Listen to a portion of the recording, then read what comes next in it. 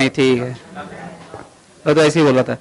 तो एक और चीज है, कुछ चीजें और जो छूटी हुई थी मोमेंट ऑफ इनर्शिया की, और रेडियस ऑफ गायरेशन की, जायरेशन जो भी बोलते, जायरेशन, जायरेशन ही सही।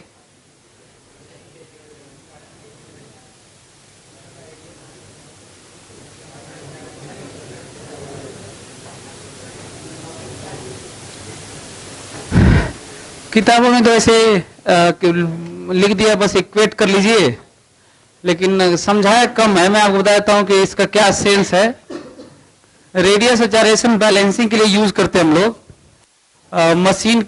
मशीन को कॉम्पैक्ट करने के लिए और बैलेंस करने के लिए।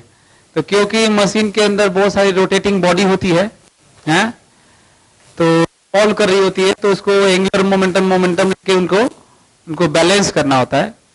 तो उसको यूज करके इस रेडियस ऑफ गायरेशन चाहे जायरेशन, उसको हम लोग ऐसा बैलेंस करते हैं ताकि वो एक तरफ से टॉपल ना करे और आसानी से रोटेट कर सके। एग्जांपल लेते हैं। तो करने के लिए करना क्या होगा, इसके लिए यदि कोई एक्सिस है और कोई बॉडी है जो रिवॉल्व करना है इसके लॉन्ग, ऐसे है ना, तो मास सेम है। तो इसके अबाउट जितना इसका इनर्शिया होगा, चाहे टॉर्क के नाम पे हो, चाहे एंगुलर मोमेंटम के नाम पे हो, चाहे काइनेटिक एनर्जी के नाम पे हो, वैसे ही इधर लेके हम लोग बैलेंस करते हैं पॉइंट मास लेके ना। तो इसका जितना आई होगा उतना ही मास को लेके आई इधर कर ले, तो हम लोग कहेंगे कि डिस्टेंस मान लेते हैं के है ना। तो इसका जितना मोमेंट ऑफ इनर्शिया होगा इसके अबाउट आई, इसका भी उतना ही आई हो, तो ये कितना दूर रखा जाए, इतने ही मास का एक पॉइंट मास रखा जाए अपोजिट साइड में टू बैलेंस इट। चाहे एंगुलर मोमेंटम की बैलेंसिंग है ना दोनों तरफ से, चाहे टॉर्क की बैलेंसिंग। अब ऐसे एक तो रॉड रहेगा तो इधर तो मुड़ने लगेगा ना यार, तो इधर लगा दोगे तो अब नहीं मुड़ेगा। ये पता चला कि ये घूमने लगे, इधर से ये घूमने लगे, तो तब तो झोल मारेगा ना, तो उधर भी कर दोगे तो तब ठीक हो जाएगा। तो वो झोल मार नहीं आएगा ऐसे। तो मतलब तो मोमेंट ऑफ इनर्शिया आई बराबर एम के स्क्वायर, वेयर तो आई के बराबर k is distance of this point mass imaginary, जो बैलेंस करने के लिए यूज करेंगे। So under root I by M, इसी को क्या कहते हैं यार, रेडियस ऑफ जायरेशन कहते हैं। तो लिख लीजिए बस इतना ही। तो ये छूटा हुआ था, आप लोग ध्यान रखिएगा। और क्या मतलब जितना भी आपको मोमेंट ऑफ इनर्शिया निकालने आता है ये किसी एक्सिस के अबाउट, बराबर क्या लिखना है, निकाल के बराबर क्या लिखना है, मास। कौन सा मास, वही वाला जिसका जो लिए थे, वही वाला मास इनटू के स्क्वायर। तो जो क्या आएगा, जितना के आएगा वही। और समझा ही दिया कि क्या जरूरत है, हर एक चीज का अपना कोई मतलब होता होगा ना। तो मतलब बता दिया कि कॉम्पैक्ट बनाने के लिए, बैलेंस करने के लिए, जो कर रहा था कि किताबों में कम दिया रहता है कि बस इक्वेट करके कह दिया है कि यही रेडियस ऑफ जायरेशन होता है। क्या जरूरत है, बताना तो चाहिए था। HCV में था शायद, थोड़ा बहुत लिखे है। तो ये है, बस इक्वेट करना है और बहुत ज्यादा जरूरत नहीं है आपके कोर्स में, क्योंकि आपको मशीन तो नहीं बनाना है, आपको बैलेंस करने की जरूरत नहीं है, उसे कॉम्पैक्ट करने की जरूरत नहीं है।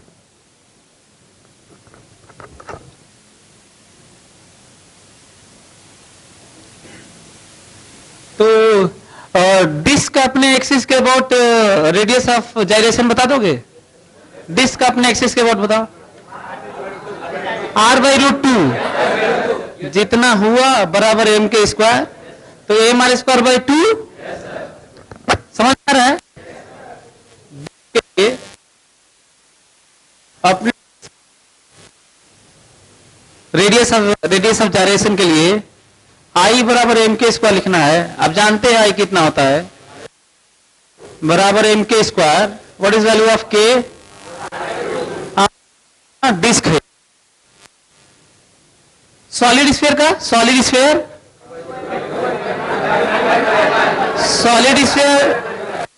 To by five M R square बराबर M k square, root 2/5 R. Ring के लिए एम आर स्क्वायर बराबर एम के स्क्वायर, तो के बराबर। अच्छा, ये तो एक एक बॉडी की बात हो रही है। मान लीजिए 3 स्फीयर है, 3 स्फीयर का करवाया हूं, वो जो मेन में जो आया था 7 डिस्क वाला भी करवाया हूं। फर्क नहीं पड़ता, क्या करना है, बराबर टोटल मास इंटू के स्क्वायर। और टोटल मास मतलब 7 नहीं होगा, ध्यान रखना, टोटल मास। जल्दी जल्दी में एम के स्क्वायर मत कर देना, पता है कि मोमेंट ऑफ इनर्शिया निकालने कई मिला के है, आप बराबर एम के स्क्वायर कर दिए, तो एम के नहीं पूरा उसका मास ना, जितना मास जिसका निकाले वहां पूरा मास इंटू के स्क्वायर, जितना के आएगा। 3 स्फीयर लिए होंगे, 3 सॉलिड स्फीयर लिए के करवाए थे मोमेंट ऑफ इनर्शिया, तो बराबर क्या लिखोगे, 3m के स्क्वायर, टोटल मास ना।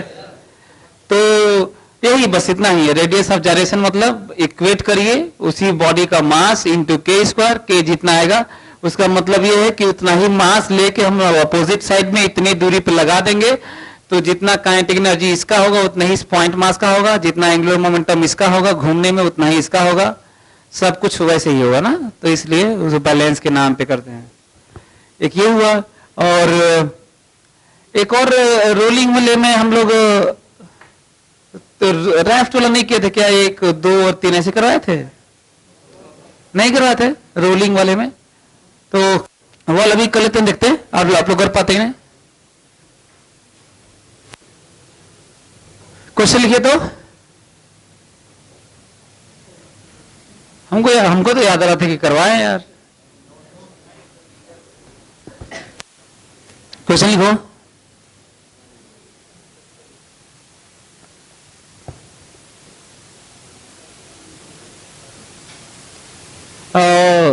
Find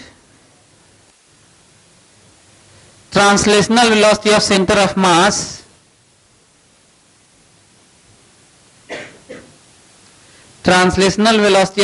of mass and its angular velocity omega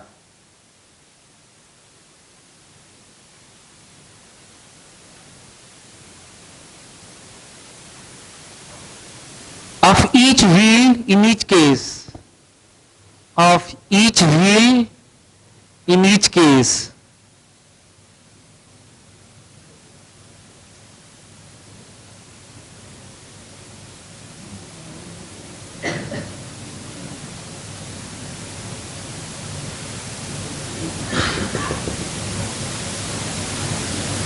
V nought, slipping नहीं मानना ना, रेडियस आर है, सबका रेडियस आर है।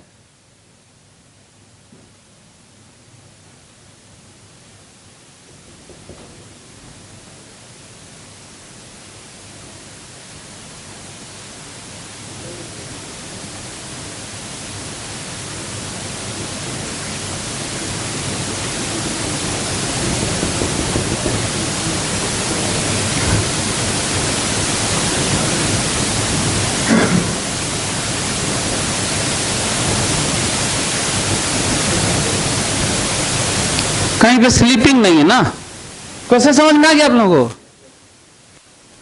डिस्क है यार, डिस्क के ऊपर एक तो लकड़ी रख दिए हैं, राफ्ट रखे हैं, खींच रहे होंगे, इसको इधर खींच रहे हैं, उसके ऊपर भी 2 व्हील इधर खींच रहे हैं, तो मतलब रियल लाइफ में कर सकते हैं आप ऐसा।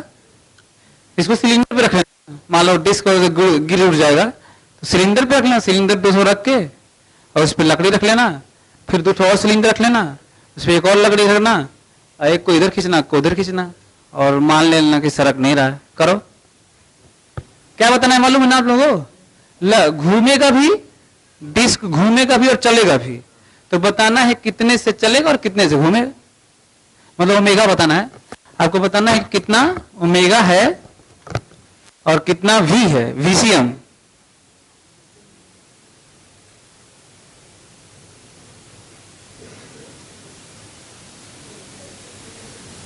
इसके बाद हम लोग रोलिंग वोलिंग वाला काम खत्म हो जाएगा, मतलब ऐसा नहीं कि परमानेंट खत्म सब हमेशा के लिए। और फिर हम लोग एंगुलर अगला टॉपिक पढ़ेंगे, एंगुलर मोमेंटम पढ़ेंगे।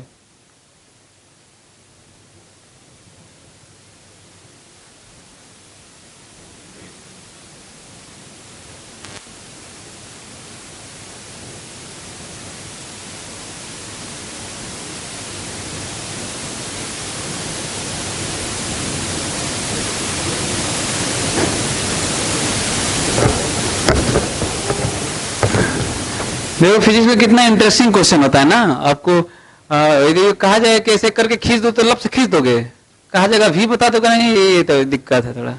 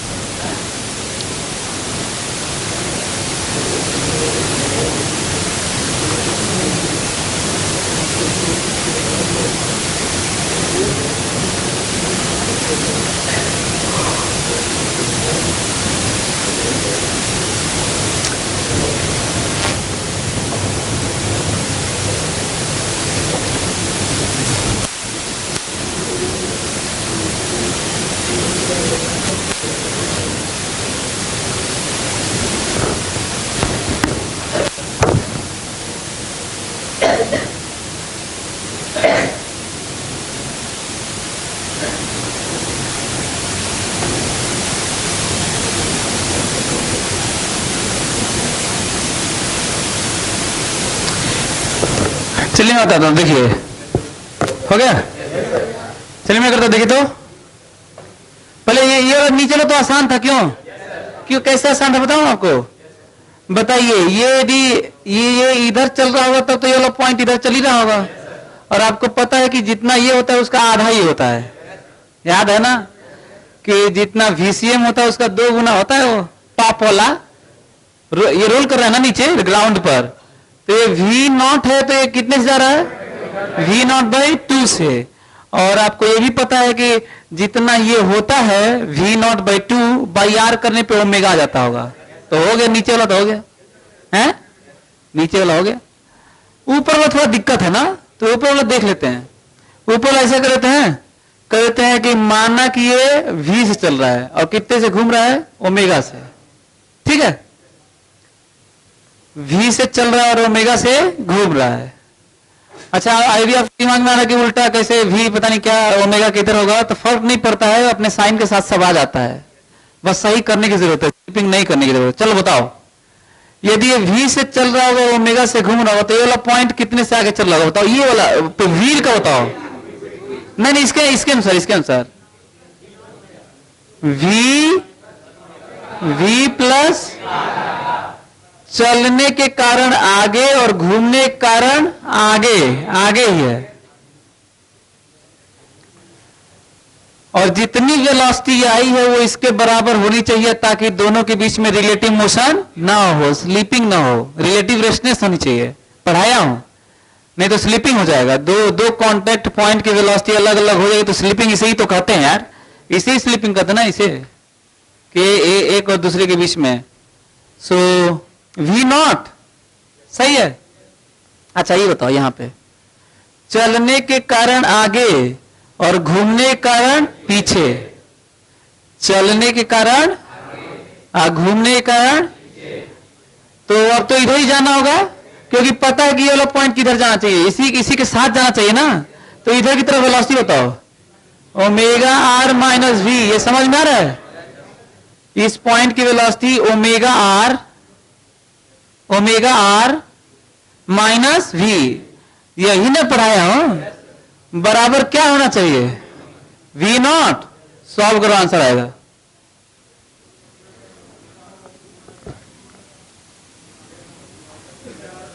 हाँ, तुम लोगों को मिलेगा, इन दोनों को जोड़ दोगे तो ओमेगा मिलेगा V0/R और V मिलेगा 0। करके देख लो।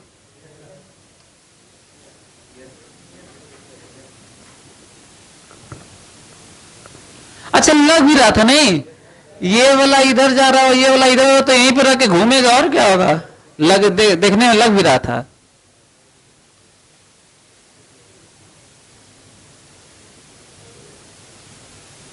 तो ये पूरा हो गया क्या? नीचे लो, आपको पता ही है। नीचे लो कि कितने से रहा बताओ? हाँ, V0/2 से। और कितने से घूम रहा होगा?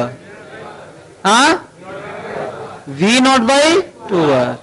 ये वाला नीचे वाले दोनों, ये थोड़ा सा अजीब सा, जिसका चलने वाला ऊपर वाला, ये तब अब तो ये कर ही दोगे तुम लोग, कर दो ये वाला, तब पहला कर दो तो फिर हम लोग आगे बढ़े।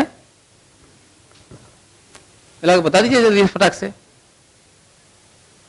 स्लीपिंग कहीं नहीं है, प्योर रोलिंग है, हर हर हर कांटेक्ट पे प्योर रोलिंग है। There is no slipping anywhere.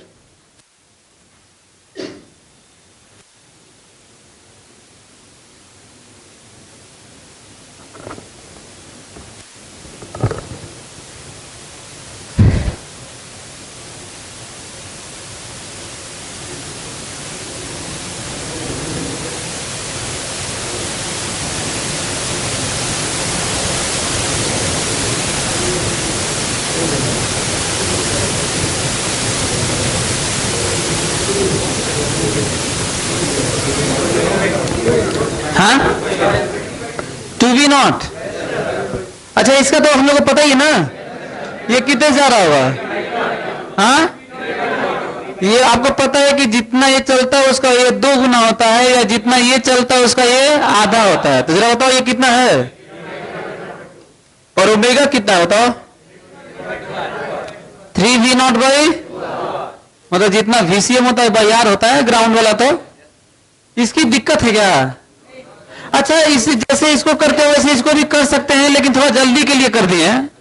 अब पता है इसलिए कर दिए हैं, नहीं तो इसको भी तो कर सकते थे। क्या नीचे लोग कैसे करते आते और यहां लगाते, को रेस्ट में करते, इसको चलाते, और दोनों से चलाते, ओमेगा से भी चलाते और V से भी चलाते, लिखते और सॉल्व करते। तो यही आता जो लिखे हैं। तो इसको नहीं किया नीचे लो, थोड़ा आसान था, जानते थे रेस्ट वाले सरफेस पर तो लिख दिए। ये थोड़ा सा दिक्कत कर रहा होगा। एक काम करते हैं, इस बार गलती मान लेते हैं, देखते हैं कैसे सही आता है ना। वैसे तो देखने से लग ही रहा है कि ये V इधर जा रहा होगा, और सच तो ये है कि ये ज्यादा है तो ऐसे घूमना चाहिए, लेकिन फिर भी मैं ऐसे ही मान लेता हूं ऐसे। हाँ, माइनस आ जाएगा। चलिए ये बताइए, चलने का तो सब पॉइंट चलता ही होगा, और घूमने का सब घूमता ही होगा, नेट इफेक्ट लेना होता है। तो बताओ, ये चल रहा होगा V से, तो ये भी तो चल रहा होगा V से, और इधर ही चल रहा होगा। देखो, घूमने के कारण इधर ही चल रहा होगा। क्या लिखूं बताओ? V प्लस ओमेगा R बराबर V0। अच्छा, ये भी चल रहा होगा V से ही, घूम रहा होगा पीछे ऐसे। हाँ, कितना?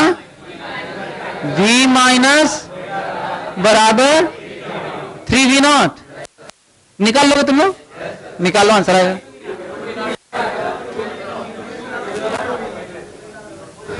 जोड़ने पे कितना आ रहा है? 2V0।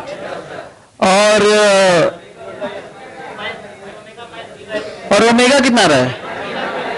हाँ, माइनस V0/R।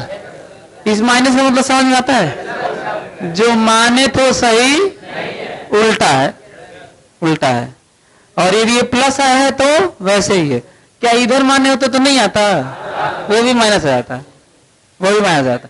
मतलब आप कैसे भी, ये नहीं कि कहीं पे लगे सोचने की कैसे घूमेगा तो क्या माने। अरे जो आना तो बस थ्योरी सही लगा लेना, रेस्ट वाला लगा लेना, यहाँ रेस्ट वाला, रिलेटिव रेस्ट वाला, रिलेटिव रेस्ट वाला मतलब सेम वेलोसिटी, व्हील का उतना ही वेलोसिटी जितना राफ्ट का लकड़ी का है। सो हो जाएगा आपका। थोड़ा और छोटा बनाओ क्या इसको? छोटा छोटा छोटा, देखो तो थोड़ा छोटा देखो मैं कैसे सोचता हूं, बिना कैलकुलेशन के सुनो। ये जो 2 पॉइंट है ना, इनके बीच में जो रिलेटिव मोशन होता है डिवाइडेड बाय डिस्टेंस हमेशा ओमेगा होता है। और यही नहीं, कहीं भी होता है, कहीं भी मतलब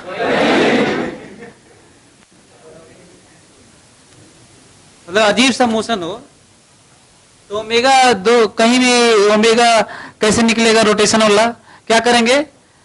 लाइन ज्वाइनिंग के परपेंडिकुलर लाइन पर, किसके? लाइन ज्वाइनिंग के अलॉन्ग वाला नहीं, लाइन ज्वाइनिंग के, जैसे मतलब तो दो पार्टिकल है, इसकी वेलोसिटी इधर है, तो ये वाला नहीं, ये वाला, इसकी वेलोसिटी इधर है, तो कौन सा वाला? ये वाला। और रिलेटिव ऐसे उल्टा तो जोड़ लेंगे, और एक ही तरफ तो मान लीजिए ऐसे है तो डाल लेंगे, और ऐसे है तो ओमेगा है ही नहीं। अच्छा ऐसे है तो जोड़ लेंगे, रिलेटिव ना, परपेंडिकुलर के लॉन्ग रेट। अब परपेंडिकुलर के लॉन्ग रिलेटिव डिवाइडेड डिस्टेंस करें, जरा बताइए तो रिलेटिव कितना है? 2v0, relative 2v0 divided by 2r, कितना हुआ? v0 by r। और सेंस कौन सा? अरे जिसका ज्यादा होगा वही भला होगा, इसका ज्यादा है तो ऐसे, उसका ज्यादा तो ऐसे ऐसे, और दोनों बराबर है तो नहीं, दोनों बराबर तो नहीं हो रहा होगा। यदि मान लीजिए इसको v0 कर दे, इसको भी v0, तो घूमेगा थोड़ी हो। क्लियर? समझ में आ रहा है क्या? और VCM कैसे आएगा? दोनों का सम साइन के साथ सम का एवरेज ना, हमेशा।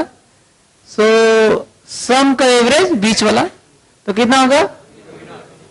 2v0। ऐसे हमेशा साइन के साथ सम का एवरेज, यहां के साइन के साथ का सम का एवरेज उल्टा है तो 0। तो इसी में एक उल्टा बना बता देंगे, बिना किए हुए, बिना लिखे हुए। हाँ तो बताइए जरा, हाँ लीजिए, हाँ बताइए। हाँ सेंटर मास की वेलोसिटी कितनी? 3v0, इधर ही मान लो, 3v0 माइनस v0 बाई 2, कितना हुआ? v0 ना। और सेंटर और ओमेगा बता दो। ये वाला v0 और ये वाला 3v0, relative 4v0, relative 4v0 उल्टा होता है ना, रिलेटिव तो माइनस करना होता है, तो माइनस प्लस हो जाएगा। सो 4v0 डिवाइडेड बाई 2r, कितना? 2v0 by r। छोटे में सीख गए आप लोग, आगे बढ़े, लिखिए एंगुलर मोमेंटम लिखिए।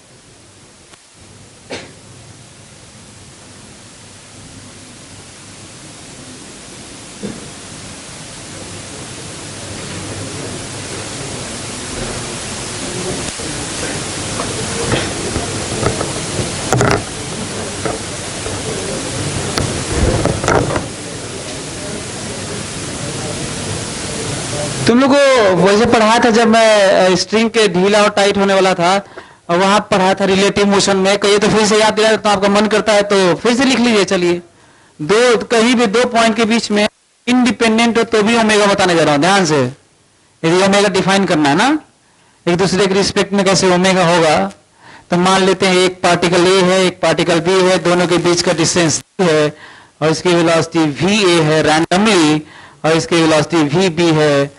ये अल्फा है और ये बीटा है, ठीक है।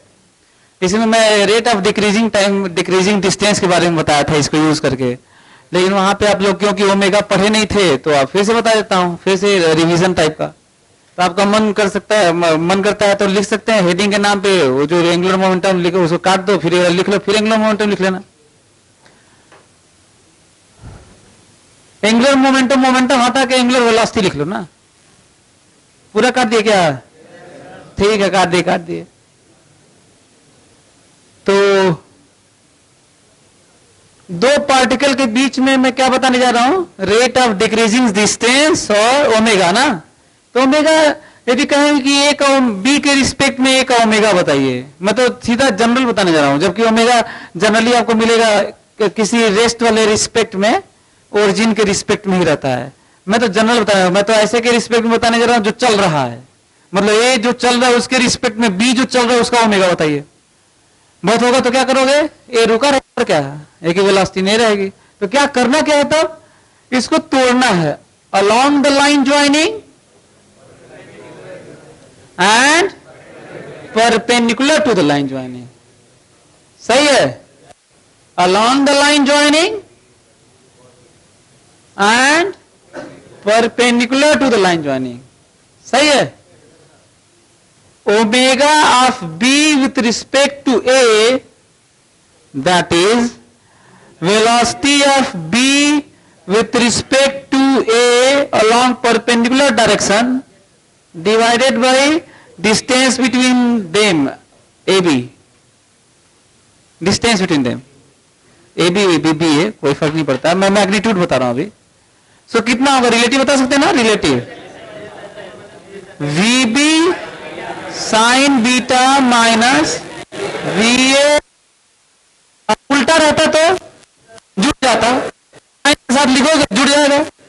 जैसे मान लो ये इधर है ना, तो this minus minus this divided by D, this is omega, A omega. तो और वो नहीं बता रहा ना, what is rate of decreasing distance between them, V A cos alpha plus V B cos beta, ये तो पढ़ाई था, तो लिख लीजिए, वो नहीं लिख रहा हूं, रेट ऑफ डिक्रीजिंग डिस्टेंस नहीं लिख रहा हूं। दो पार्टिकल के बीच में लाइन ज्वाइनिंग के लॉन्ग जो वेलोसिटी होता है, उस रिलेटिव से डिस्टेंस इंक्रीज डिक्रीज करता है, और परपेंडिकुलर लाइन ज्वाइनिंग के जो परपेंडिकुलर रिलेटिव होता है उससे ओमेगा होता है, एक दूसरे के रिस्पेक्ट में घूमते हैं। परपेंडिकुलर वाली वेलोसिटी से परपेंडिकुलर वाली रिलेटिव वेलोसिटी से, किसके परपेंडिकुलर, लाइन ज्वाइनिंग के, लाइन ज्वाइनिंग के परपेंडिकुलर वाले रिलेटिव वेलोसिटी से एक दूसरे के अबाउट घूमते हैं पार्टिकल, और लाइन ज्वाइनिंग के लॉन्ग रिलेटिव से उनकी बीच की दूरी कम या ज्यादा होती है। अलग अलग महत्व है, ऐसे खूब यूज करना, कहीं और भी जरूरत पड़े तो, जहां जरूरत हो।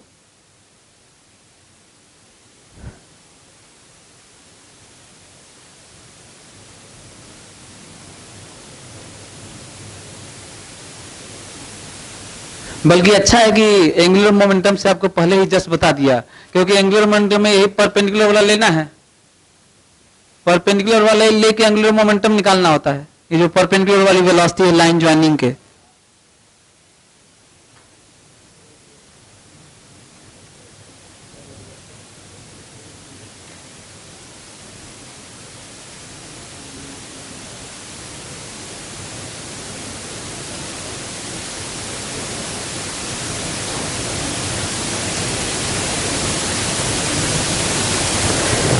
लिख लिया आप लोग, चलिए लिखिए, एंगुलर मोमेंटम लिखिए।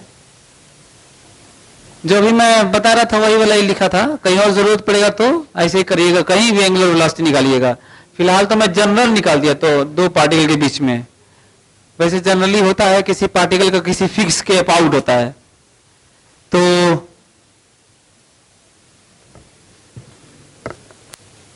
फोर्स का मोमेंट लेते हैं तो उसे क्या कहते हैं, टॉर्क। फोर्स का मोमेंट लेते हैं तो, इनर्शिया का मोमेंट लेते हैं तो उसको तो वही बोलते हैं इनर्शिया का मोमेंट मतलब मोमेंट ऑफ इनर्शिया, वो हिंदी में बोल रहे थे थोड़ा सा। और मोमेंटम का मोमेंट लेते हैं तो angular momentum. So write down, moment of momentum about any point और axis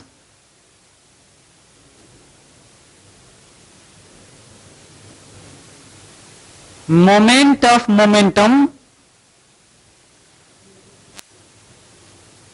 moment of momentum about moment of momentum of a body about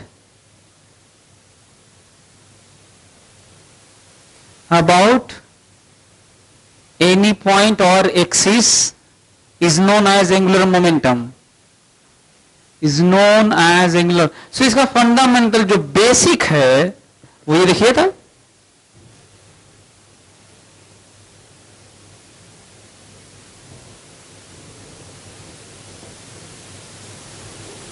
तो इसका बेसिक क्या है, वैसे ही जैसे किसी चीज का अपना बेसिक होता है, मतलब जब चीजें वेरी करने लगती हैं तो फिर बेसिक से यूज करते हैं। कठिन चीजें, ये भी बड़ा अजीब सा है ना कि जब बहुत चीजें कठिन होती होगी तो फिर उसका कोई फॉर्मूला स्पेशल केस वाला नहीं लगता होगा, बेसिक से शुरू करते होंगे, इंटीग्रेट करते होंगे, जनरल निकालते होंगे, ऐसे करते होंगे।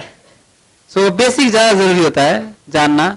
बहुत सारे बच्चे चीजें फार्मूला रटे रहते हैं, इसीलिए उनका एडवांस टाइप का वो चीजें नहीं हो पाती। क्योंकि वो एडवांस में फंडामेंटल से शुरू ही करना होता है। तो किसी कोई पार्टिकल है किसी ओ एक्सिस के अबाउट, कोई कहता है कि ओ के अबाउट एंगुलर मोमेंटम बताइए और इसका बताइए ना। एक पार्टिकल चल रहा है,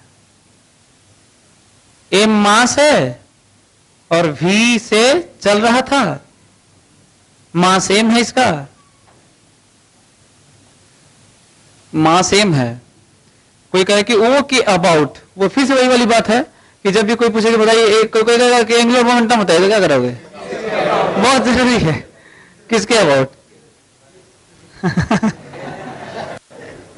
बोल के ही खुश है, मिलता तो है नहीं।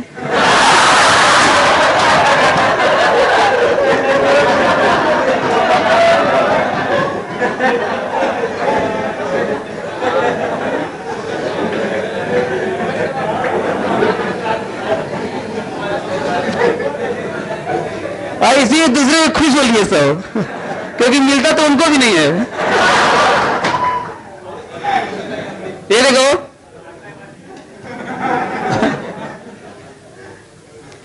अच्छा फिर फोकस कर लिया करो, हंस लिया करो, फिर फोकस कर लिया करो। ये देखो, यदि ये मास एम है और वेलोसिटी वी है, तो इसका मोमेंटम तो एम वी है। वेक्टर के फॉर्म में भी लिखिए, चाहे मैग्नीट्यूड एम वी कर लीजिए, चाहे एम वी वेक्टर मोमेंटम है।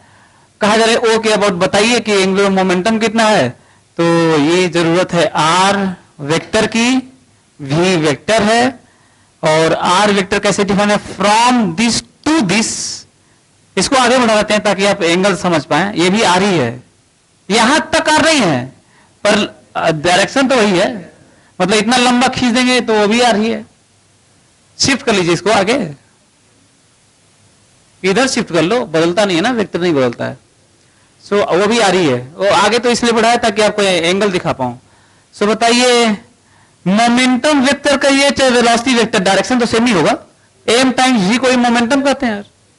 सो मोमेंटम वेक्टर और आर वेक्टर के बीच का एंगल कहिए, चाहे वी वेक्टर और आर वेक्टर के बीच का एंगल कहिए, दोनों बात एक ही है और ये थीटा है। और पार्टिकल इस लाइन के लॉन्ग जा रहा है, R vector. Magnitude is R, the magnitude of this position vector R from with respect to O. Angular momentum define के, angular momentum is a vector quantity, axial vector quantity है। ये बिल्कुल torque की तरह है। मैं तो कहता हूं कि यदि बल्कि टॉर्क से रिलेट करके ही पढ़िए, सोचिए, सब समझिए, ज्यादा अच्छा है। कोई अंतर नहीं, एक ही तरह का पूरा है। सो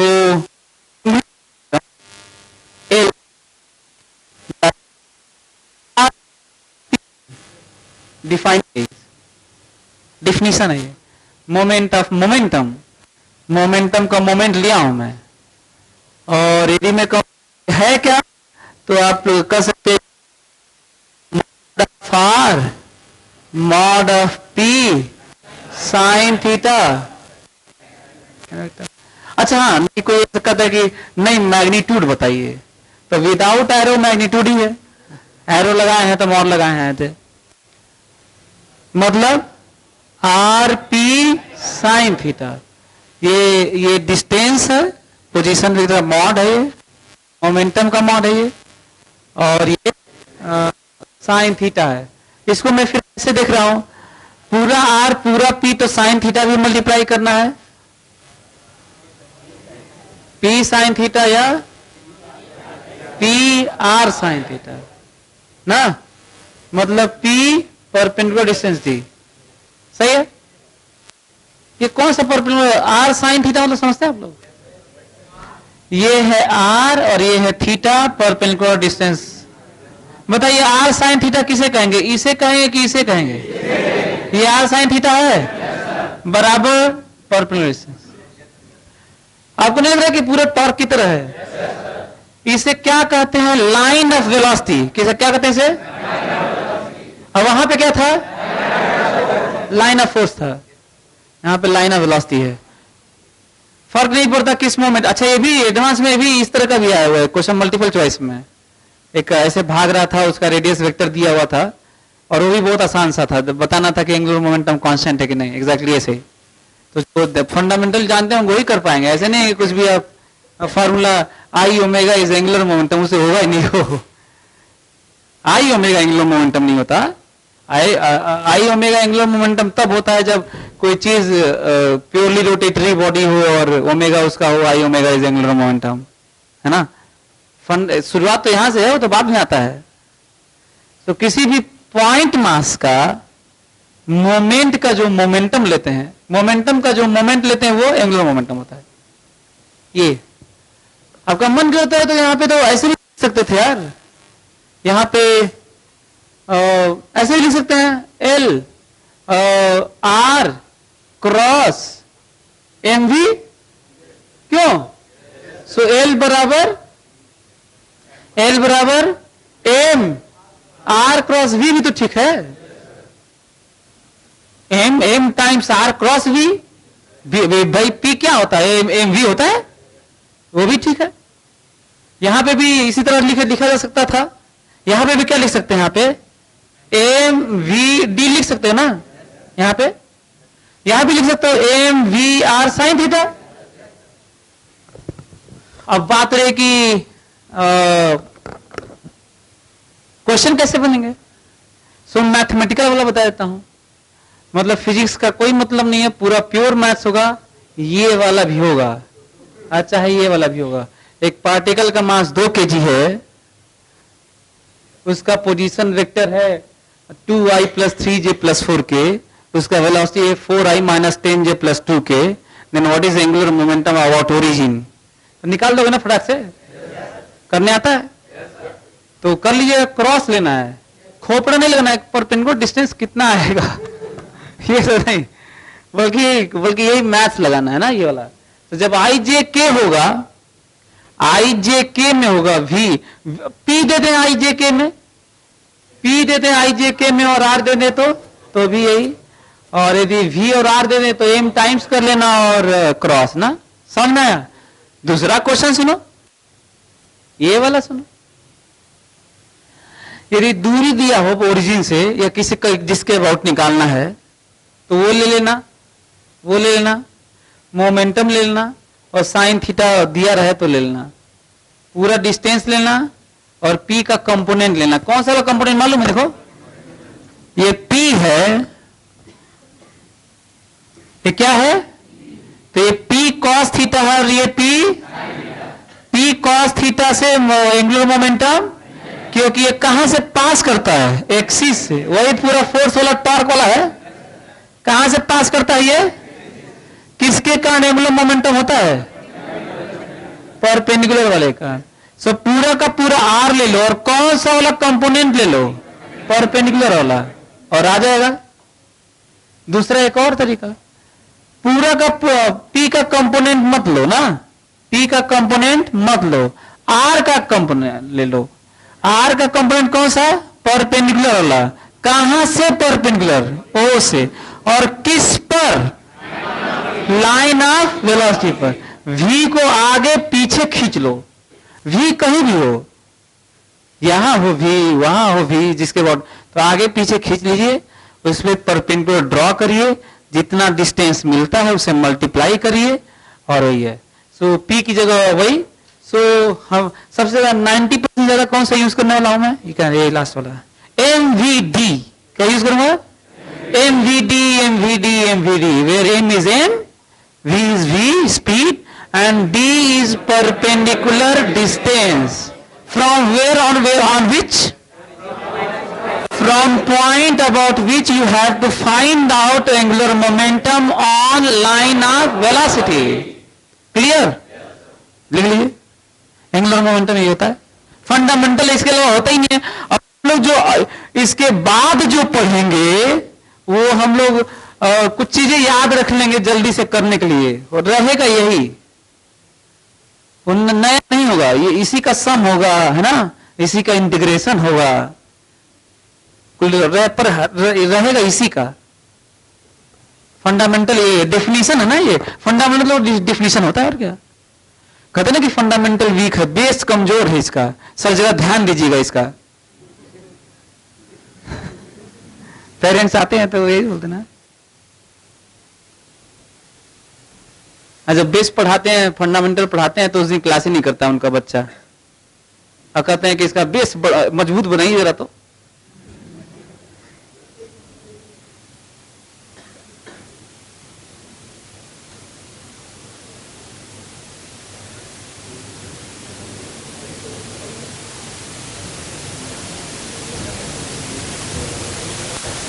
ये वाला भी लिख लेना, ये वाला। यहाँ पे भी सब जगह पी की जगह क्या लिख सकते थे, सब जगह एमवी लिख सकते, वही लिखा हूं, नया नहीं लिखा हूं। एमवी यहाँ पे तो लिख दिया हूं एमवीडी।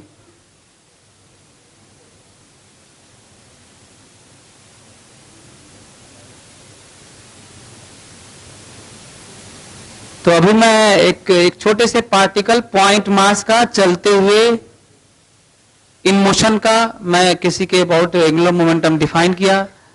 कहीं और भी रिजिड बॉडी का भी निकालेंगे तो ऐसे ही करके निकालेंगे, भले ही वो लास्ट में आई ओमेगा आ जाएगा।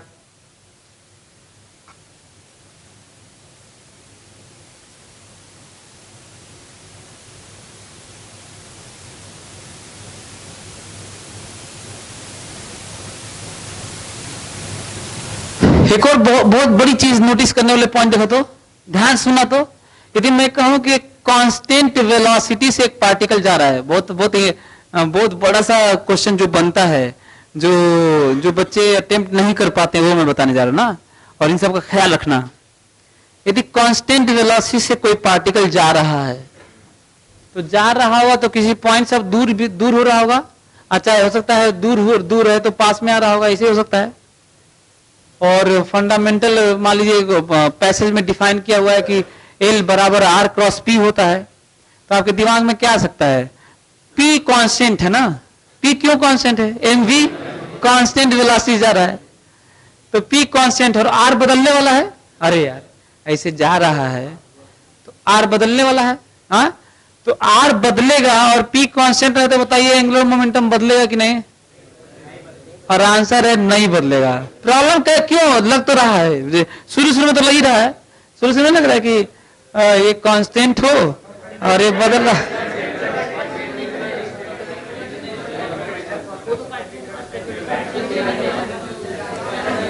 ये कितना भी चलेगा mv तो वही रहेगा, और परपेंडिकुलर डिस्टेंस भी वही रहेगा, इसलिए एंगुलर मोमेंटम। लेकिन मेरा जवाब नहीं दिया, मैं कह रहा हूं कि मेरे दिमाग में आ रहा है कि R बढ़ रहा है ना अब तो। अरे देखो R बढ़ रहा है, देखो ये देखो R, ये देखो R, ये देखो, तो थीटा घट रहा है, R बढ़ रहा है तो, और इस तरीके से R बढ़ रहा है और साइन थीटा घट रहा है कि दोनों का प्रोडक्ट क्या रह रहा है, कांस्टेंट रहा है। क्योंकि R क्रॉस P सिंपल सा इंटू नहीं है ना, ये सिंपल सा इंटू नहीं है, ये क्रॉस प्रोडक्ट ऑफ वेक्टर है जिसमें साइन थीटा आता है। तो R बढ़ रहा होगा तो उसी तरीके से क्या घट रहा होगा, साइन थीटा। यदि R 2 गुना हो गया होगा दूरी, R क्या हो गया होगा, तो साइन थीटा अधिया गया होगा, मतलब आधा हो गया होगा, और रिजल्टेंट क्या हो गया होगा, सेम होगा। क्लियर हुआ। तो बहुत पॉपुलर क्वेश्चन है ये। मैं तो कहता हूं कि इमेजिन करिए कि हम ऐसे ही कर दें कि हम एक नया क्वांटिटी पैसेज बनाते हैं, ऐसे ही कि एक क्यू वेक्टर है, Q vector any quantity Q बराबर A क्रॉस B है ना, A cross B constant vector, A is varying, then Q may be constant, magnitude of Q may be constant, Q is constant. सही है, ये सही है, हो सकता है। सोचने में तो लग रहा था गड़बड़ा जाएगा, तो हो सकता है, क्रॉस है ना, दो वेक्टर की बात हो रही है, Q वेक्टर बराबर A cross B vector, if B vector is constant and A is variable, तो कोई जरूरी नहीं कि कांस्टेंट ही हो, लेकिन कांस्टेंट हो सकता है, मतलब मे बी कांस्टेंट, Q में भी कांस्टेंट, बावजूद इसी की B कांस्टेंट और A वेरिएबल है। रिजल्ट आपके सामने है। स्ट्रिक्टली नहीं, ये नहीं कि कांस्टेंट ही होगा, पर हो सकता है, हो सकता है। तो मतलब समझ में आ रहा है आप लोगों को। सो एंगुलर मोमेंटम समझ में आ गया। So angular momentum constant velocity वाले पार्टिकल का एंगुलर मोमेंटम किसी के अबाउट कांस्टेंट होता है कि नहीं, क्यों होता है, परपेंडिकुलर। आप mv कांस्टेंट कह ही रहे थे, mvd होता है तो परपेंडिकुलर डिस्टेंस तो कांस्टेंट ही होगा, दूर चला जाएगा तो भी। हाँ, अभी मैं आप लोगों को भले ही यहां पे वेक्टर लिखा, लेकिन यहां पे तो केवल क्या बता पाया हूं, मैग्नीट्यूड। क्या बता पाया हूं? तो डायरेक्शन भी जानना जरूरी है क्योंकि वेक्टर क्वांटिटी है। तो फिर वही टॉर्क की तरह है, keep your direct your 4 fingers along momentum velocity vector and curl it towards what? Axis, about axis. Then thumb is directed along angular momentum. ना thumb angular momentum करे, यहां पर है तो भी यहां पे आ जाओ, और यहां पे है तो भी आगे खिसक जाओ, और यहीं पे है तो बढ़िया ही है, यहां पे है तो भी यहां पे आ जाओ, और ऐसे करो बाहर। तो मैं कहूंगा कि एंगुलर मोमेंटम बताओ क्लॉकवाइज है कि एंटी क्लॉकवाइज है? Clockwise anti clockwise angular momentum नहीं होता बाहर। क्लियर? इसके अबाउट बताइए, इसी का इसके अबाउट, इसके अबाउट बाहर, इसके अबाउट, इसके अबाउट बताइए, यहां पे ना अंदर, इसके अबाउट बताइए, 0। अरे वहीं से पास कर रहा है टॉर्क की तरह ना। इसके अबाउट बताइए, इसके अबाउट बताइए, बाहर। समझ में आ गया? इसके अबाउट बताइए, क्या है? इतना ज्यादा सिमिलर है कि अलग से पढ़ने की जरूरत नहीं थी, बस बल्कि आप इसको अपने लिए पढ़ सकते थे, लेकिन क्योंकि अपने से पढ़ नहीं पाते हो तुम लोग, तो इसलिए पढ़ाना पड़ता है। तो ये समझ में आप लोगों? क्वेश्चन दूं? क्वेश्चन। तो मैं आपको डायरेक्शन भी बता दिया और मैथमेटिकल एक्सप्रेशन भी बता दिया। यहां पे तो खोपड़ा भी नहीं लगाना है, अपने साइज के आ जाएगा, और बाकी जो ज्यादा जरूरी है वो सब बता ही दिया आपको। डायरेक्शन भी बता दिया और मैग्नीट्यूड भी बता दिया। एक्सियल वेक्टर है, angular momentum is a vector quantity. M V D magnitude होता है, where M is mass, V is speed and D is perpendicular distance, torque की तरह। तो जरा क्वेश्चन लिखिए। अ पार्टिकल ऑफ मास, बल्कि जानबूझ के कैलकुलेशन देता हूं, पार्टिकल ऑफ मास 10 ग्राम, जानबूझ के दे रहा हूं क्योंकि एडवांस में कुछ इस तरह का आया हुआ है सब ना, अजीब अजीब से डेटा थोड़ा थोड़ा, तो कैलकुलेशन भी अच्छा होना चाहिए। Particle of mass 10 gram is moving with constant speed, is moving with constant speed 2 meter per second,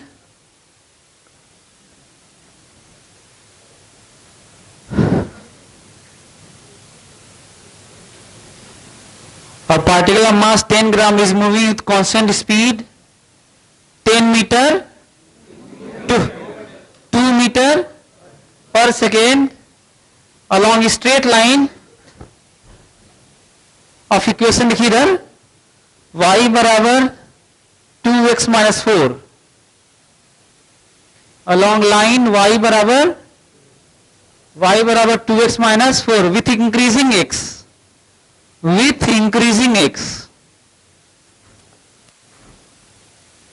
along line y बराबर 2x minus 4 with increasing x। Find angular momentum of this particle, find angular momentum of this particle about first part origin, और दूसरा part a point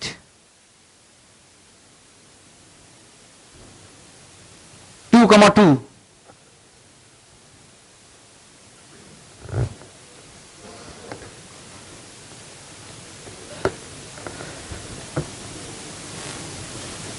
यहां से basic से शुरुआत करते हैं, देखते हैं कि बताने के बाद आप लोग फिर से कर पा रहे हैं कि नहीं।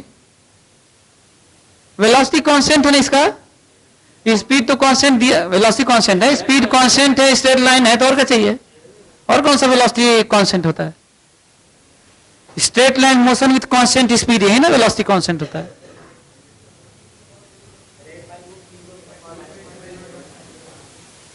कितना कितना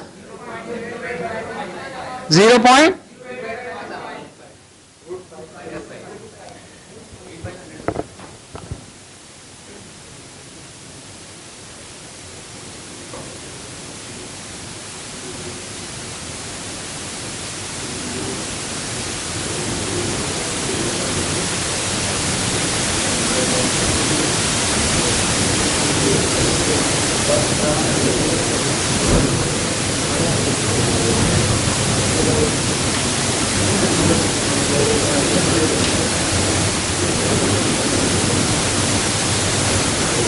हाँ लिए दोनों के वोट निकाल दिए। चलिए मैं करता हूं, देखिए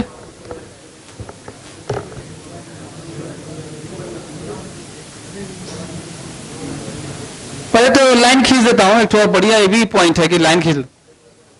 x0 तो y कितना -4 और y0 तो x कितना 2। इतना काफी था हम लोग के लिए।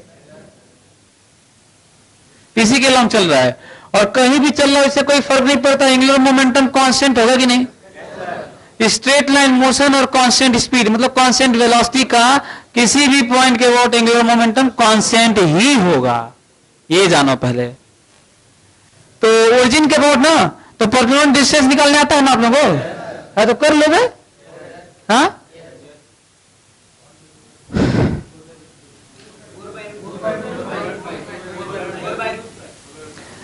कैसे तुम लोग निकालते हो? ऐसे ऐसे ना, ऐसे लिख देते हो tan थीटा। यदि अरे इक्वेशन में इसे रख देते हो ना। वो क्या क्या लिखते हो? a1x minus b1y minus cy under का प्रोविजन और xy की वैल्यू रख देते हो ना। हाँ जो मैं उसके लिए बता रहा हूँ, जैसे मान लीजिए आप ये वाला नहीं जानते हैं, ये वाला फार्मूला मान लो नहीं जानते हो, तब बता रहा हूँ। ये थीटा है तो ये वाला निकालना है आपको। मान लेते हैं डी है ना। देखो मैं कैसे लिख रहा हूं, tan थीटा बराबर, खासकर ओरिजिन वाला ज्यादा आसान है, तो tan थीटा बराबर दिस बाई दिस। हाँ तो D by under root 4 square minus D square बराबर tan थीटा बराबर, यहां से बताओ 2/4। सही है। इस वाले में tan थीटा बराबर कितना होगा? 2/4 होगा। और इस वाले में tan थीटा बराबर कितना होगा? d बाई दिस होगा। तो ये तो 4 है ना, d है ना, तो ये कितना होगा? अंडर रूट 4 का स्क्वायर माइनस डी का स्क्वायर। तो कर लेना और जो किए होगे वो भी ठीक है। तो d आ जाएगा। तो कितना है यार? एंगुलर मोमेंटम कितना है? mvd। m दिया है, v दिया है, d निकाल लोगे आंसर है। कितना कितना रखने पे आ रहा है? 4/√5। और एंगुलर मोमेंटम का यूनिट कितना होता है?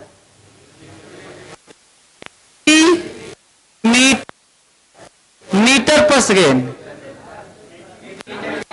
केजी मीटर मीटर पर सेकेंड, केजी मीटर स्क्वायर पर सेकेंड।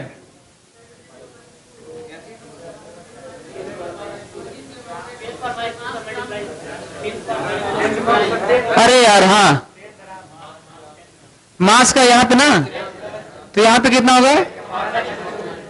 हाँ ये मिस्टेक सब हो सकता है, ध्यान रखिएगा। ये मास के ग्राम में था ना, कई लोगों का ये मिस्टेक हो गया होगा।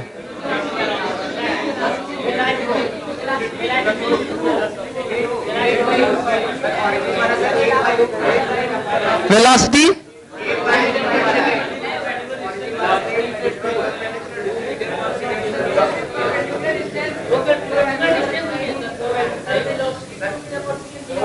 अच्छा, ये परपेंडिकुलर डिस्टेंस है क्या? अच्छा ये तो इंटू 2। अच्छा तो मैं पूछा था कि इसका वैल्यू बता दो, तुम लोग परपेंडिकुलर डिस्टेंस बता रहे हो।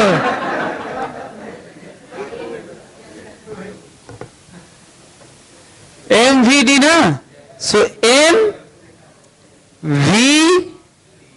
mvd NVD. अच्छा हाँ, मान लीजिए ये तो हम लोग मैग्नीट्यूड निकाले ना, मान लीजिए कर रहे हैं कि नहीं, उसमें लिखा हुआ है ऑप्शन में डायरेक्शन के साथ लिखा हुआ है this much I, this much J, this much के, दिस मच माइनस के, कौन सा? This much I unit vector, this much J, this much के, दिस मच माइनस के, क्यों के मालूम है ना? अच्छा इंक्रीजिंग एक्स क्यों दिया था, समझ में आ गया? इधर भी तो जा सकता था, कर देता डिक्रीजिंग एक्स, तो जानते हो कौन सा आंसर से? दिस मच माइनस के, माइनस के। सो समझ में आ रहा के माइनस के? सो ये है, तो ध्यान देना पड़ेगा। मतलब बहुत सारा, कोई जरूरी नहीं कि हम मैथमेटिकल ही चल के उसको लेके आए क्रॉस लेके, बल्कि ज्यादा अच्छा है कि आप मैग्नीट्यूड निकाल के और सेंस ले लेंगे, तो भी 99.9% केस में सेंस से आप बता सकते हैं क्या सही गलत है। खासकर ऑब्जेक्टिव तो और बढ़िया है ना, आइडिया के लिए।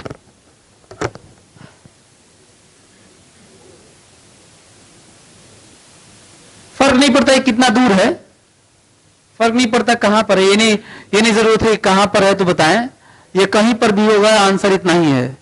2 के अबाउट निकाल लोगे तो 2 से आप तो फिर वही करेंगे, थोड़ा एंगल ये इस तरह का बनाना थोड़ा मुश्किल होगा। तो आप वो जो फार्मूला जानते हैं डिस्टेंस निकालने वाला निकाल लीजिएगा, और थोड़ा ये भी देख लीजिएगा कि इधर है कि इधर है ना। ऐसा ना हो कि डी निकाल लिए और पता ही नहीं चल रहा है कि के वाला है कि माइनस के वाला है। इधर आ रहा होगा तो किधर वाला होगा के, इधर को कुछ दे देता तो फिर माइनस वाला भी हो जाता है ना। ठीक है, समझ में आया? ये भी ऐसे देखे, ये भी देखेगा कि about which point, which of the following point angular momentum is 0। तो उसके लिए क्या करना होगा, इस लाइन पे ही सेटिस्फाई करा देंगे तो ठीक है, हैं? भाई इस लाइन पे पॉइंट रहेगा तभी ना एंगुलर मोमेंटम 0 होगा, नहीं तो 0 होगा कैसे? तो केवल लाइन में उस पॉइंट को जो चार्ट हुआ ऑप्शन होंगे उसमें क्या करना होगा, इसी में रख के सेटिस्फाई करेंगे। 0 होगा तो ठीक है, नहीं तो सेटिस्फाई करेगा तो ठीक है, नहीं तो एंगुलर मोमेंटम 0 नहीं होगा। क्लियर? ये बड़े लिखिए angular momentum of rigid body, rotating rigid body, angular momentum of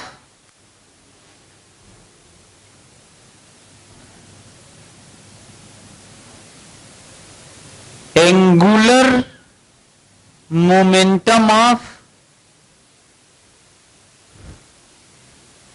angular momentum of rotating rigid body.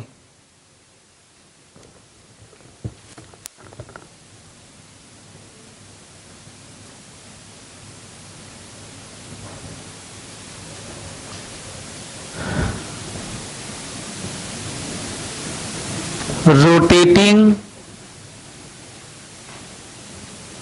Rigid body,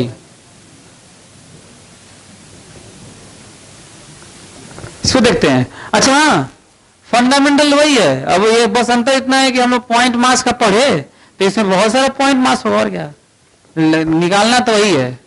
सो ये यदि कोई बॉडी है,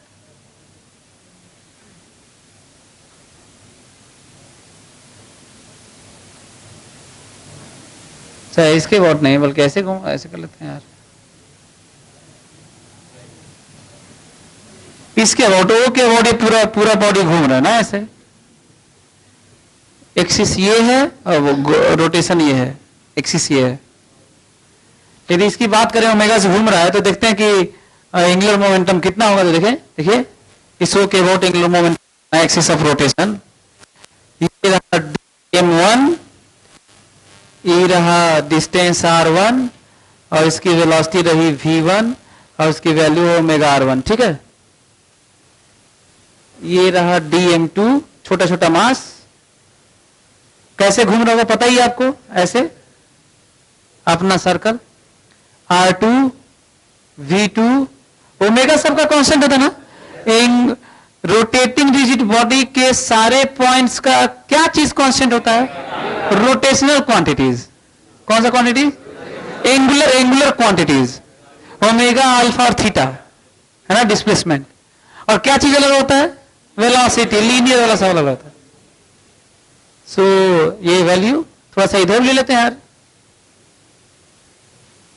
dm3 r3 v3 omega r3, सही है। कितने पॉइंट है इस तरह के? तो एंगुलर मोमेंटम, अच्छा एंगुलर मोमेंटम सबका बाहर की तरफ होगा, दिखाएं आपको, सबका बाहर की तरफ है। देखिए यहां जो पॉइंट होगा उसका भी देखिए, सब ऐसे ही घूम रहा होगा तो सबका बाहर ही होगा। और जब वेक्टर एक ही तरफ होते हैं तो सम कैसा होता है? स्केलर टाइप का। क्या होता है? जब वेक्टर एक ही तरफ होते हैं तो ज्यादा खोपड़ा नहीं लगाना चाहिए, स्केलर टाइप का जोड़ देना चाहिए, सही है वो।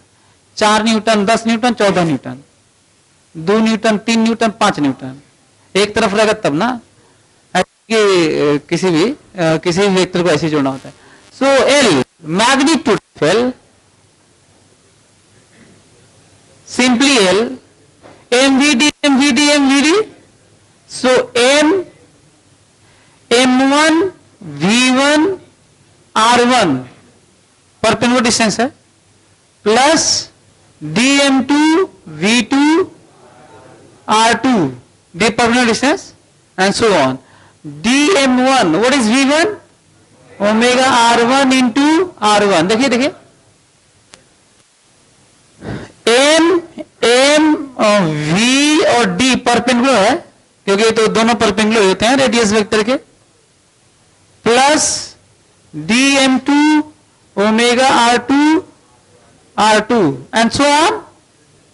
क्या क्या कॉमन आ गया?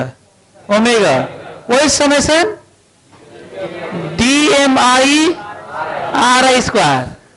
याद है मैं कहा था कि जहां पे भी हम लोग निकालने की कोशिश करेंगे आई चलाया करेगा, इसका मतलब किसी रोटेटिंग रिजिड बॉडी का घूम ही नहीं रहा है।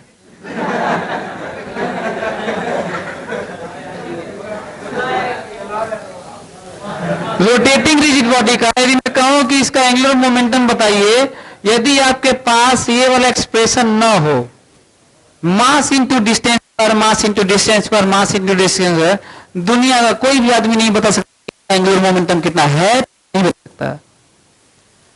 लीनियर मोमेंटम कितना है इसका? लीनियर मोमेंटम 0 है। क्यों?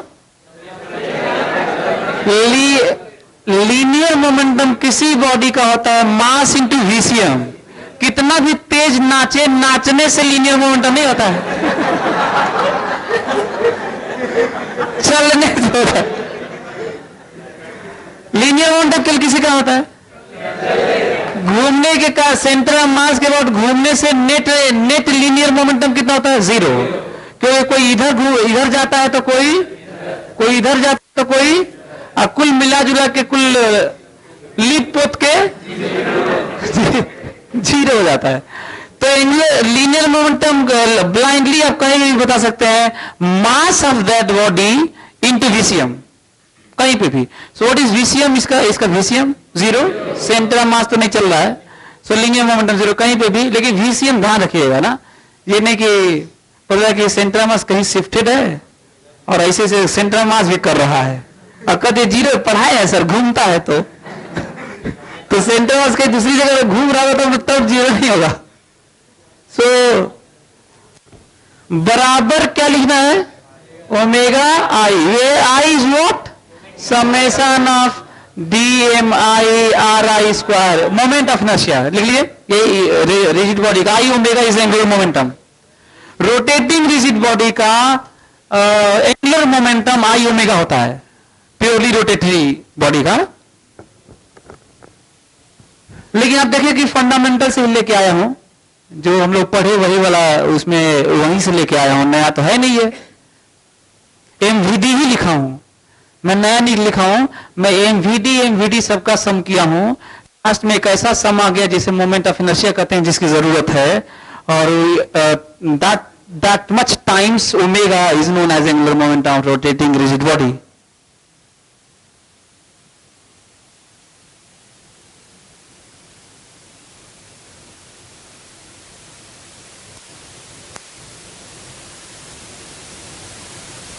तो हम लोग एक पार्टिकल का भी एंगुलर मोमेंटम पढ़ लिए, और उसी को उठा के यहाँ पे लगा के बहुत सारे पार्टिकल का इकट्ठा रिजिड बॉडी के नाम पे पढ़ लिए और इसका फॉर्मूला नया आ गया I omega, where I is moment of inertia, omega is rotating angular velocity.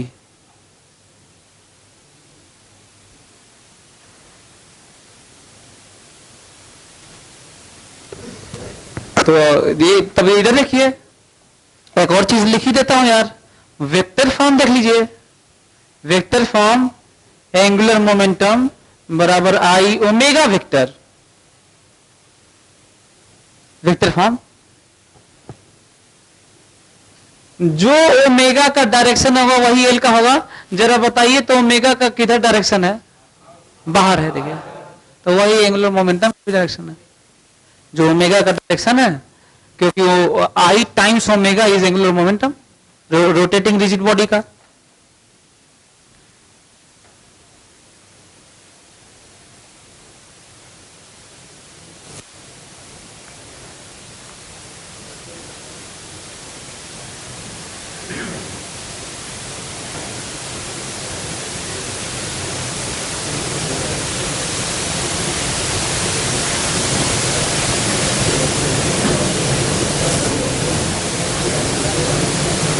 तो कहीं पे डिस्क्रीटनेस हो, कई पार्टिकल इधर उधर भाग रहे हो, 2 पार्टिकल 3 पार्टिकल इधर उधर फ्रीली भाग रहे हो, तो एंगुलर मोमेंटम तो कैसे निकालो, वही पार्टिकल वाला लेके करना।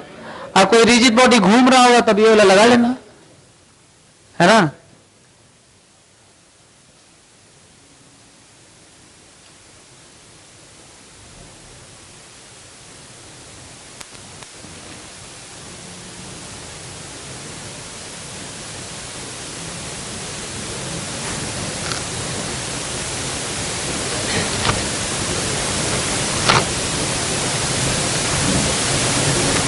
देखो angular momentum conservation, angular momentum conservation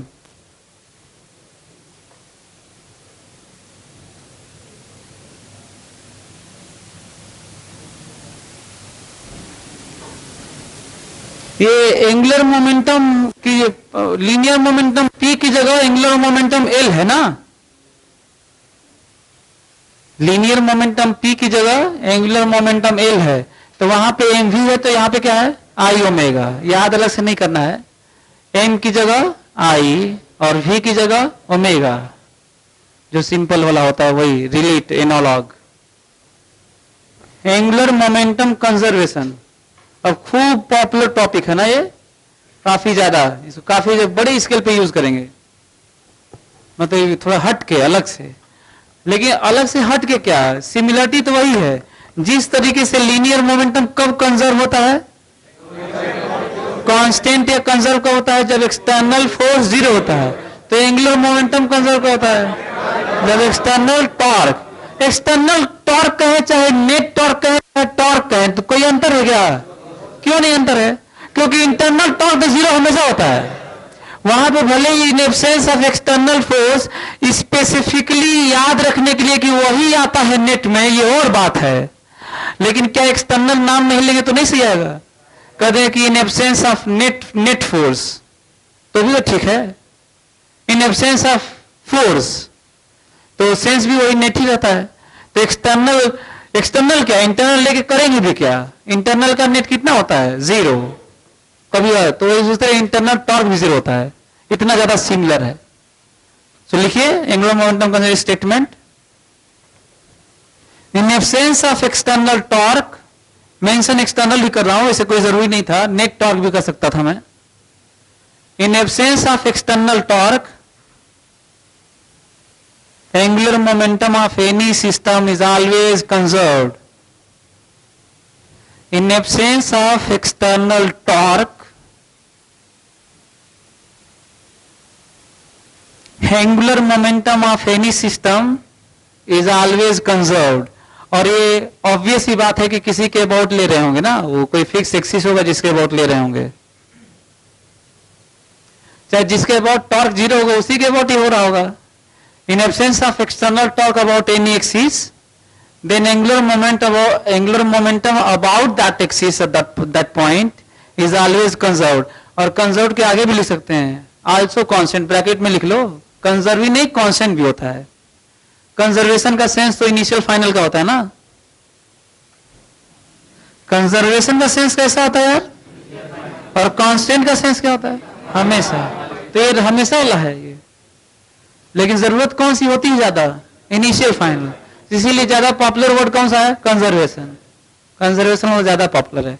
so in absence of external torque, और उल्टा भी यदि एक्सटर्नल टॉर्क होगा नेट, तो angular momentum non zero net external torque, तो एंगुलर मोमेंटम कंजर्व नहीं होगा। Expression mathematical zero implies that angular momentum is constant and conserved. Li बराबर LF, मतलब I1 ओमेगा, अच्छा इधर से भी ये वाला भी I ओमेगा बराबर कांस्टेंट, सही है। I1 ओमेगा 1 बराबर I2 ओमेगा 2। थोड़ा सा इस मामले में अंतर है मास वाले से ना, आई कम ज्यादा हो सकता है, keeping mass of that body constant, अलग अलग टाइप का हो सकता है। इसका मतलब यदि एक्सटर्नल टॉर्क जीरो हुआ और आप थोड़ा बहुत हलचल किए, मास इधर उधर भागा, तो क्या बदलने लगा होगा, आई, और आई बदलने लगा होगा तो क्या भी बदल रहा होगा। यदि आई बढ़ गया होगा तो ओमेगा घट गया होगा, तभी ना। यदि आई 2 गुना हो गया होगा तो ओमेगा, ताकि प्रोडक्ट क्या रहे, क्यों कांस्टेंट रहे, क्योंकि एक्सटर्नल टॉर्क जीरो है। कंजर्वेशन के लिए मस्ट है। और टॉर्क जानते हैं कैसे नहीं देखना है, यदि टॉर्क जीरो है तो एंगुलर मोमेंटम कंजर्व होगा। क्लियर। तो केसेस देख ले क्या इसका, एंगुलर मोमेंटम कंजर्वेशन का केस देखिए। Some cases of conservation of angular momentum लिखिए।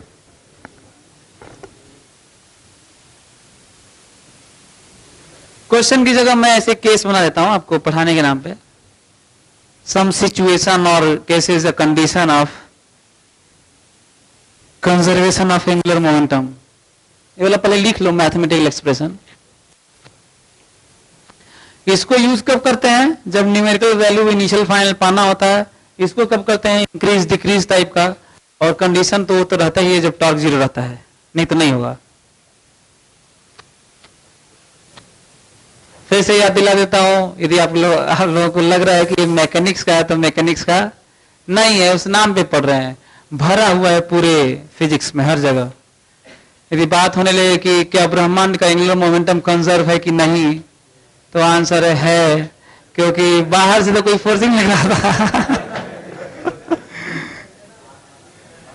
तो वो जो बिग बैंग हुआ था, जो एक्सप्लोजन हुआ था, वो बहुत तेजी से रिवॉल्व कर रहा था, उसका एंगुलर मोमेंटम था। और आज भी ये पूरा ब्रह्मांड रिवॉल्व कर रहा है, और उसका एंगुलर मोमेंटम जो शुरू में था वही आज भी है। जो पॉइंट ऑफ सिंगुलरिटी था, मतलब universe was in a nutshell, packed in infinite density and infinite temperature। कहा जाता है, लोग पूछते हैं कि sir what was before Big Bang। आप कहते हैं कि जब बिग बैंग, कहते हैं 10 to power minus after explosion 10 to power minus 40 second बाद फिजिकल लॉज डेवलप हुए और टाइम शुरू हुआ। If you are saying that time started after 10 to power minus 40 second after explosion, then what is after? How can I say after? मतलब बिना time के after कैसे कर रहे हैं आप? कहा जाता है। और रिलीजन वाले क्या कहते हैं, कहते हैं ये बताइए कि जो गोला था वो कहां से आया था। तो अभी साइंस वाले क्या कहते हैं, कहते हैं कि आप कहां से कब से कुछ भी नहीं पूछ सकते, क्योंकि उससे पहले ना स्पेस था ना टाइम था। तो कब से और कहां से आप नहीं कर सकते। जब कहें से पहले, तो पहले क्यों करें जब पहले कुछ था ही नहीं। पहले इज टाइम, मतलब टाइम की शुरुआत ही कब से हुई है, जब बिग बैंग हुआ था ना, एक्सप्लोजन हुआ था। और स्पेस भी कब शुरू हुआ है, जब वो एक्सप्लोड किया है। मतलब space is expanding with the universe. यदि हम लोग को जितना सेंस है, यदि उसने ही बात करें तो क्या तुम्हारे कोर्स का नहीं इंटरेस्ट के लिए बता रहा था मैं, तो बताए। अरे तो बताओ हो गया, खत्म हो गया और क्या। तो सम सिचुएशन देखो थोड़ा कम समझ में आएगा, इसलिए कम बताता हूं आपको। आप लोगों के लिए बस बता देता हूं कि साइंस कितना ब्यूटीफुल है। जो ये बाबा लोग बैठे बैठे अपना उपदेश देते रहते हैं, उनसे साइंस के कुछ क्वेश्चन कर दोगे तो वहां वहीं पे पसर जाएंगे सब।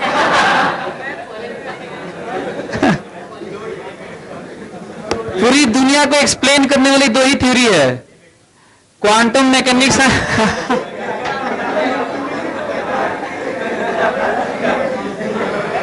पूरी दुनिया को एक्सप्लेन कर लिया, दुनिया की सारी चीजों को एक्सप्लेन दो ही थ्योरी करती है, quantum mechanics and general theory of relativity Einstein की। और ये बाबाओं के पास नहीं है। हाँ, ब्रह्मा वाली थ्योरी। हाँ,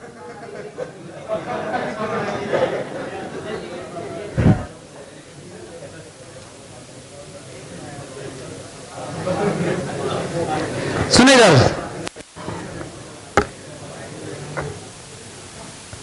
देखो सम सिचुएशन लिखिए आप लोग, some cases of conservation of angular momentum. इसी में मैं एंगुलर सम केसेस ऑफ, देखो इसी में ऐड कर दे रहा हूं ना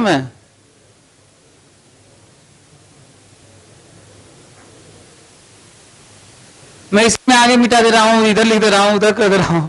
आप लोग भी तो ऐसे नहीं कर रहे हैं। काट के उधर लिख दे, उधर काट के इधर लिख दे।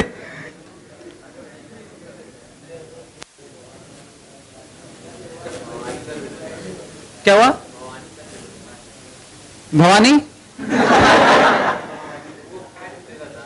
अच्छा हाँ, जो तुम्हारे क्लास में जो था ना, वो तो बहुत घातक था यार। हाँ, थर्ड बैच में एक लड़का था, उसी की बात कर रहा है ये। वो कुछ भी ऐसे ही करता था, इसी तरह की हरकत, काट पीट के कुछ भी लिख देता, जैसे मैं करता था वैसे वो भी कर देता था, ब्लाइंडली फॉलो कर रहा था।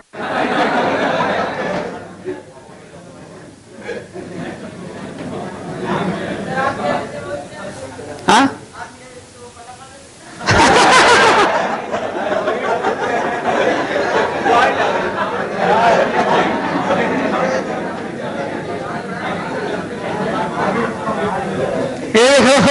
मान लो एक डिस्क है, सपोर्टिंग डिस्क है, और इस पे एक मैन है, और इस एक्सिस के अबाउट बैलेंस है, बीच में सेंटर में ओमेगा से घूम रहा है, ओमेगा नॉट। और यदि अपने ये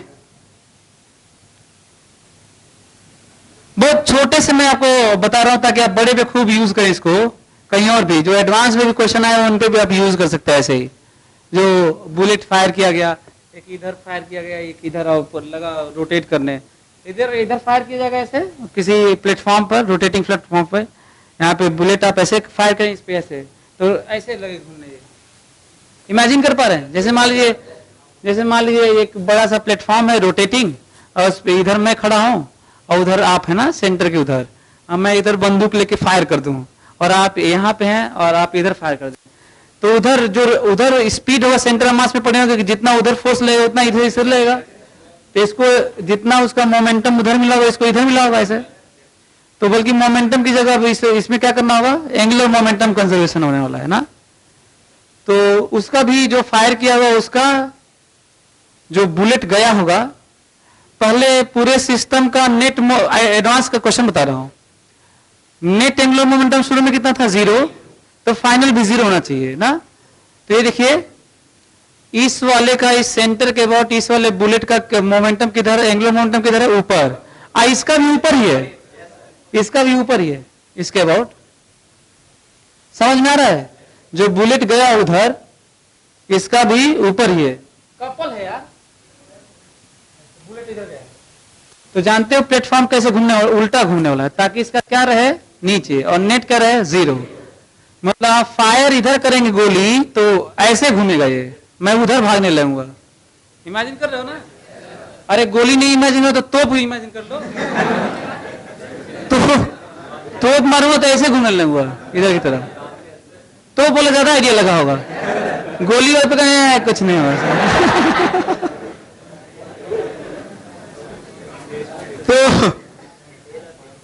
यहां पे अभी में ओमेगा कैसा इफेक्ट पड़ता है, there is no external force acting on as a whole system. यदि ये फोल्डेड हैंड को, यदि ये आदमी ऐसे कर ले फोल्डेड हैंड को, सो ये ओमेगा बदल गया होगा। आपको बताना है कि ओमेगा कम हो गया कि ज्यादा हो गया कि उतना ही रह गया। यदि रोटेटिंग प्लेटफॉर्म है, मैं घूम रहा हूं ऐसे, चाहे स्केटिंग जो होता है उसमें घूम रहा हूं, आइस स्केटिंग होता है ना, बर्फ पे चाहे रोल करने वाला, तो यदि आप एक जगह घूमने लगे और ओमेगा से घूम रहे होंगे ऐसे, और ऐसे अचानक करेंगे तो आपको ओमेगा कम हो जाएगा। कम क्यों हो जाएगा? एक्सटर्नल टॉर्क लग नहीं रहा है, आई इंटू ओमेगा बराबर कांस्टेंट। सो आई ओमेगा क्या होना था? सो यही से कहेंगे यदि आई इंक्रीज हो गया तो ओमेगा डिक्रीज हो गया। I increase then omega decrease. यदि इमेजिन करें, उल्टा कर लीजिए कि मान लीजिए अब आप शुरू में जब देखें तो ऐसे घूम रहा था ना, ऐसे घूम रहा था, और फोल्ड कर लेगा तो तेज घूमने लगेगा, फोल्ड कर लेगा तो तेज घूमेगा। फोटो बना लीजिए, एक केस तो कम से कम बनाइए।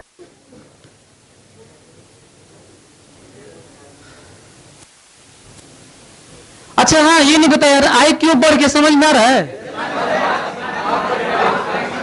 मास पास में था और मास दूर हो गया। मास में कोई चेंज आएगा, मल्टीपल चॉइस में सब आता है। मास में कोई चेंज, पर इनर्शिया में चेंज है। मास दूर हो गया और मास इंटू आर स्क्वायर ना क्या होता है।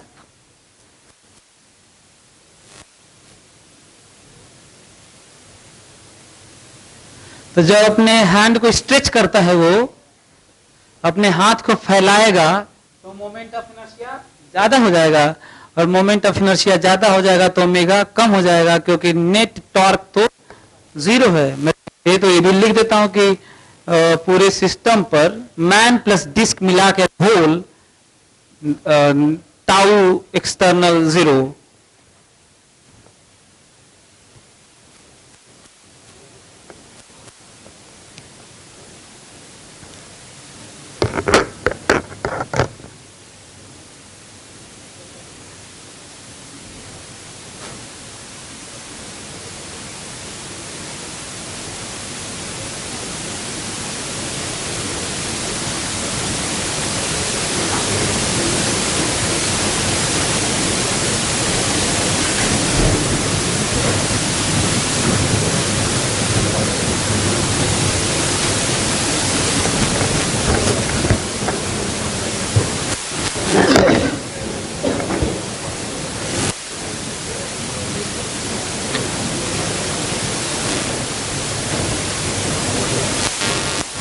ये पहला सिचुएशन है। दूसरा सिचुएशन देखो तो, ये सब भी आईटी एग्जाम में सब आ भी चुका है ऐसे। ये देखिए तो, मान लीजिए एक ऐसे है और ये पूरा सिस्टम ये धागे से बंधा हुआ है ना, ऐसे रिंग है, और यहाँ पे स्टॉपर है, और यदि पूरा ये फ्रीली घूम रहा है ओमेगा से, ये पूरा ये रस्सी है, यदि रस्सी बर्न हो जाए, मतलब इसको काट दिया जाए, इसको काट दिया जाए, रस्सी बर्न हो जाए, तो जो ओमेगा घूम रहा था ये क्या होगा? ओमेगा घट जाएगा, घट जाएगा। यदि जब इसको काट देंगे तो ये नीचे आ जाएगा, ये नीचे आ जाएगा तो आई ज्यादा हो जाएगा, मोमेंट ऑफ इनर्शिया बढ़ जाएगा, और मोमेंट ऑफ इनर्शिया बढ़ जाएगा तो ओमेगा घट जाएगा। तो फिर से again I increases, omega decreases, क्योंकि आई इंटू ओमेगा क्या था? कांस्टेंट था। आफ्टर बर्निंग द स्ट्रिंग्स या कटिंग द स्ट्रिंग्स, एक ही बात है। ये सब आ चुका। अच्छा हाँ, बहुत कठिन मान के आया हुआ है सब, मतलब उस समय सब्जेक्टिव टाइम में आया हुआ है सब, बहुत सारे क्वेश्चन। मतलब थ्योरेटिकली मैं आपको स्ट्रांग कर रहा हूं, बाकी तो आप लोगों को जो मिलेगा उसको करिएगा। न्यूमेरिकली अभी कॉन्सेप्ट वाइज बता रहा हूं। तीसरा केस, यदि मान लीजिए अर्थ घूम रही है ऐसे, और ये नॉर्थ पोल साउथ पोल है, और एक ग्लेशियर है ना, नॉर्थ पोल, साउथ पोल और अर्थ घूम रही है ऐसे। यदि ग्लेशियर पिघल जाए तो जो दिन रात का ड्यूरेशन ऑफ अ डे, 24 घंटे का जो दिन रात मिला के है, उस पर क्या प्रभाव पड़ेगा? घट जाएगा, बढ़ जाएगा, वही रह जाएगा? If glaciers melt then what happens to the duration?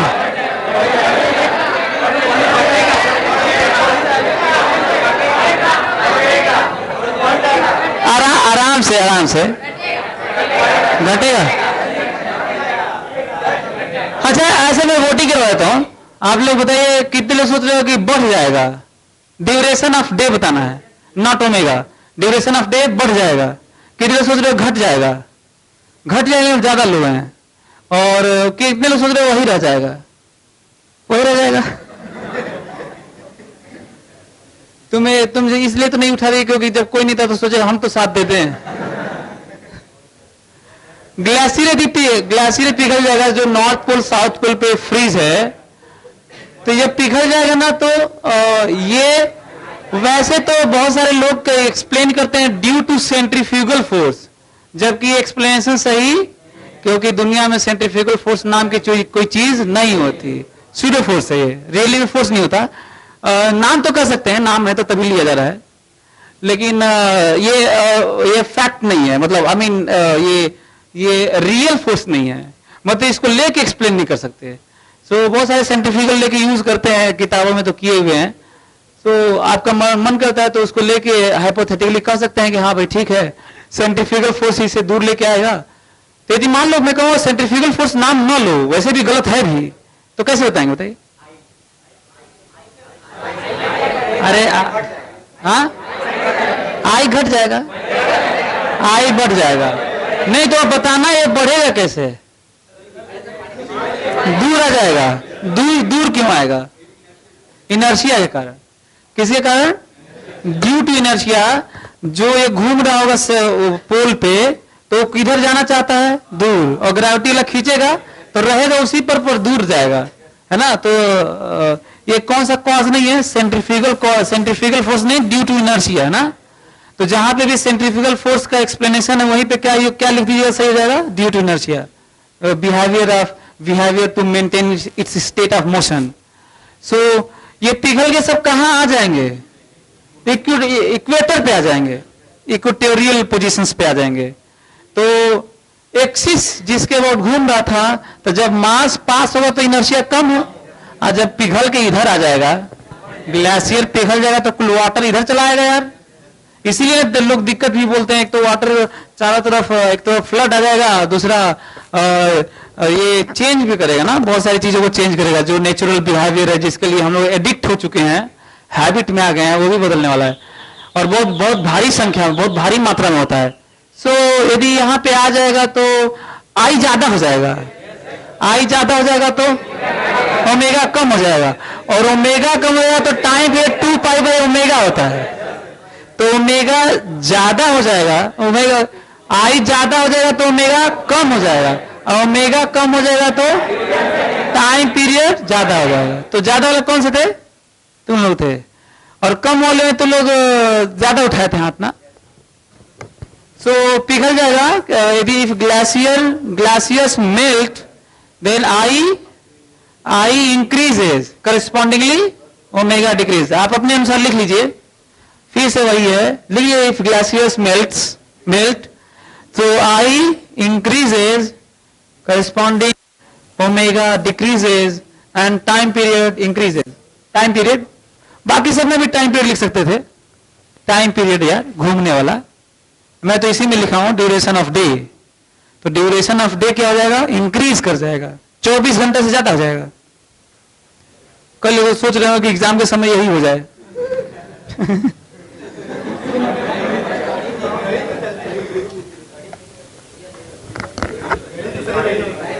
घड़ी को बदलना पड़ेगा भाई, जो उसी के अनुसार ना घड़ी बनी हुई है।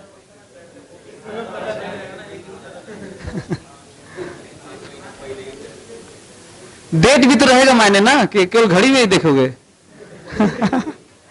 डेट तो उसी के अनुसार चलेगा ना, दिन रात से ही तो डेट चलेगा। ऐसा तो नहीं है कि बढ़ा दोगे रात में ही, 9 बजे रात को बढ़ा दिया, हाँ हो गया अब।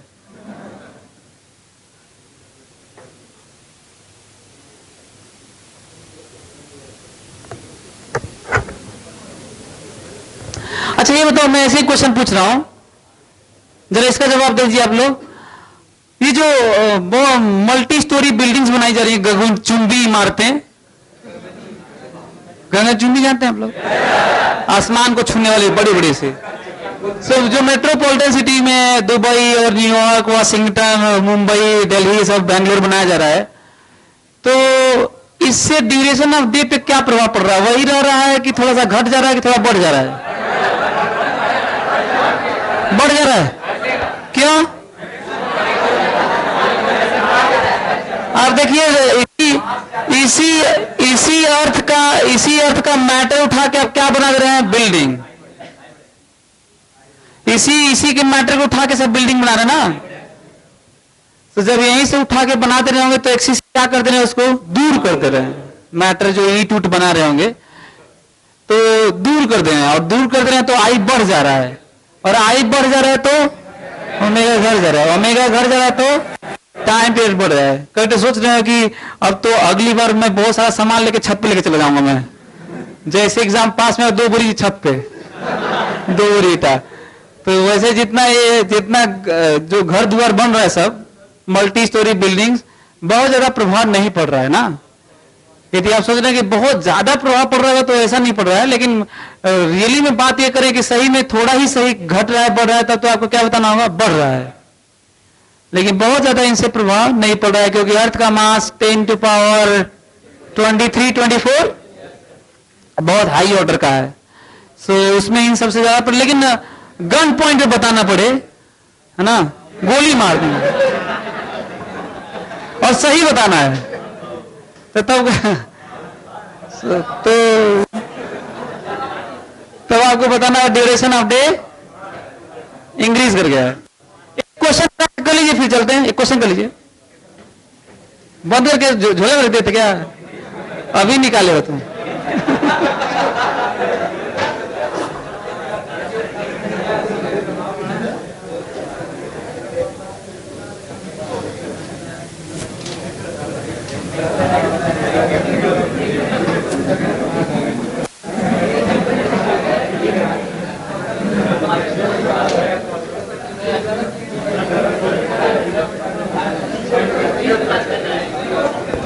क्वेश्चन लिखो, as shown in figure,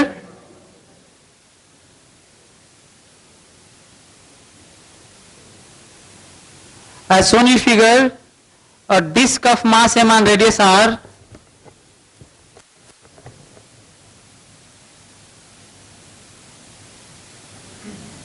as shown in figure, a disk of mass m and radius r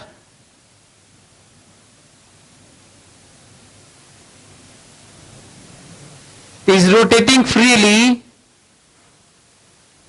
with constant angular velocity omega naught.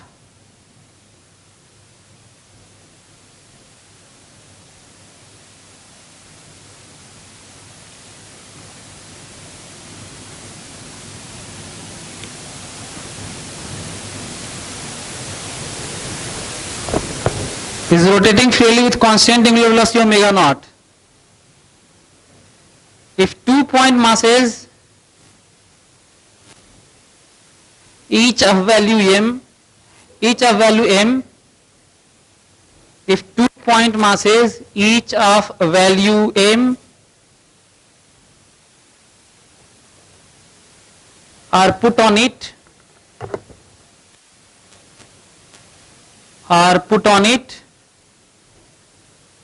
gently at diametrically opposite position,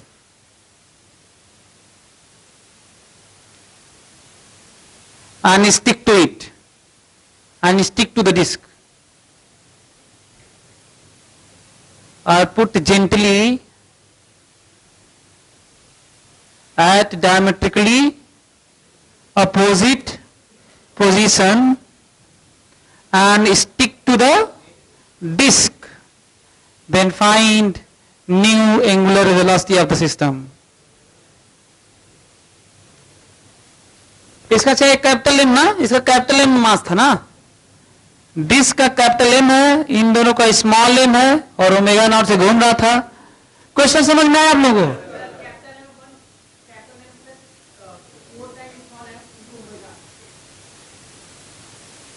देखते हैं नीचे, नीचे भी तो आता है यार, नीचे नहीं आ रहा है। ये घूम रहा होगा ऐसे, देखो ऐसे घूम रहा होगा, इमेजिन कर पा रहे हैं कुम्हार जो बनाता है घड़ा उड़ा है ना, तो घूमता रहता है, उसी में मिट्टी ले पटक दीजिए, उसी पे दो जगह, उसी पे, तो उसी में चिपक जाएगा। नया ओमेगा बताना है ना, नया ओमेगा बताना है। आप उस पे छोड़ दिए, गिरा और चिपक गया डायमेट्रिकली अपोजिट पोजीशन पे। डायमेट्रिकली अपोजिट पोजीशन एक भी दे सकता था, उतना अच्छा नहीं बनता, अनबैलेंस हो जाता है। दोनों तरफ करने से थोड़ा बैलेंस रहेगा तो बढ़िया है। हाँ, एग्जाम में आ चुका है सर ना, सारे एग्जाम में ऑलमोस्ट आ चुका है इस तरह का, तो काफी एग्जाम वाला भी करवा दिया कई ठो। हाँ, ये देखिए टाउ एक्सटर्नल बराबर 0 इंप्लाइज दैट एल आई बराबर एल एफ। सही है, मैं वेक्टर नहीं लिख रहा हूं, ऑब्वियस है, मैग्नीट्यूड डायरेक्शन वही रहेगा। ऐसा तो है नहीं कि ऐसा कर देंगे तो लगेगा उल्टा घूमने, तो मैग्नीट्यूड लिख रहा हूं, अक्सर ऐसे लिखते भी हैं, तो एरो एरो नहीं, डायरेक्शन उधर ही है ऊपर। जानना होगा नहीं है, जब भी हम लोग ऐसे कहते हैं तो इसको डिफाइन करते हैं। ये कब है? बिफोर पुटिंग द मासेज, और ये कब है? आफ्टर पुटिंग ना। तो बिफोर पुटिंग क्या लिखूंगा? I, so M R square by 2 I omega naught. सही है, I omega is angular momentum बराबर आई नया ना, तो नया आई देखो तो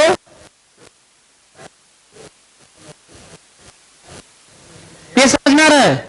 ये दो ठो क्यों? अच्छा, पॉइंट मास तो ऐसे लिखते हैं ना, point mass M into R square ना, पॉइंट मास का M R square, M R square, moment of inertia of final moment of inertia of the system into omega नया आ गया नया। What is value of omega? M omega nought by M plus 4m, M plus 4m।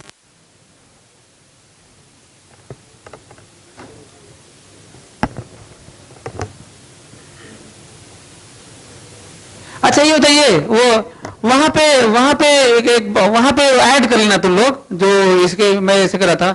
मान लो मैं घूम रहा हूं किसी डिस्क पे ऐसे, और ऐसे घूम रहा था, और अब जब मैं ऐसे किया तो लोग बताया कि ओमेगा कम हो गया ना, आई ज्यादा हो गया, ओमेगा कम हो गया।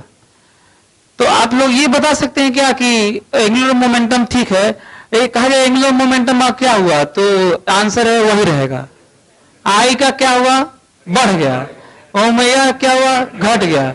लेकिन यदि मैं कहूं कि काइनेटिक एनर्जी का क्या हुआ, तो वही हो गया, वही है कि घट गया है कि बढ़ गया है, कि कुछ कह नहीं सकते। 4 ऑप्शन। बढ़ गया।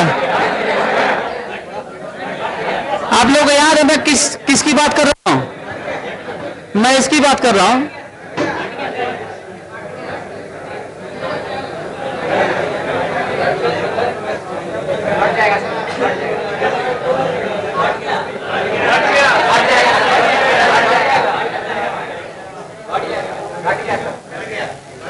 हाँ, मैं बताता हूं, ये इंटरनल वर्डन हुआ है।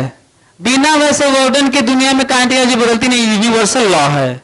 वर्डन ऑन अ बॉडी और system is equal to change in kinetic energy. तो प्रॉब्लम किस बात की है कि बिना वर्डन के तो चीजें नहीं हो सकती। तो कल सोच रहे हैं कि जब कुछ नहीं हुआ तो तब तो वही रहना चाहिए। सो ऐसा नहीं है, इंटरनल वर्डन हुआ है। ऐसे करने से मैं मेहनत किया, चाहे लॉस हुआ है, कुछ हुआ है, देखते हैं क्या हुआ है। फिर से मैं रिलेट करूंगा ट्रांसलेशनल से। देखिए कैसे। आप लोग को याद है कि काइनेटिक एनर्जी हम लोग कहते हैं P square by 2m। P square by 2m के एनालॉग है काइनेटिक एनर्जी रोटेशनल बराबर एल स्क्वायर बाई 2i होता है। L square. प्रूव करूं क्या? प्रूव कर देता हूं। बताइए रोटेशनल काइनेटिक एनर्जी कितना होता है? Half I omega square. Omega ऊपर नीचे मल्टीप्लाई कर लेते हैं। अरे यहां भी तो वही करते हो, नया तो करते नहीं हो। आई ऊपर नीचे मल्टीप्लाई कर लेते हैं, तो I square omega square by 2i, I ऊपर नीचे, तो ये क्या हो जाएगा? सही है। हाथ फैला देने से क्या नहीं बदला? क्या बदल गया? ज्यादा हो गया, कम हो गया? तो काइनेटिक एनर्जी कम हो गया, आंसर कम हो गया। क्लियर? यदि हम ऐसे करके घूम रहे होंगे और ऐसे कर लेंगे तो आई काइनेटिक एनर्जी, आई कम हो जाएगा तो काइनेटिक एनर्जी बढ़ जाएगा। अब आप सोच रहे काइनेटिक एनर्जी बढ़ा कहां से? तो मैं मेहनत किया था, किया होगा, प्लस हुआ होगा, है ना, तो ये रीजन है। तो वो भी ऐड कर सकते हैं, वो भी अच्छा। हालांकि इतना ज्यादा डिटेल में तो किताबों में सब दिए, क्वेश्चन भी नहीं बनाए, इतना दिए भी नहीं है। ये वाला समझ में आया आप लोगों? ये वाला किस तरीके से एंगुलर मोमेंटम कंजर्वेशन, एक क्वेश्चन लिख लीजिए, घर से करके लेके आइएगा।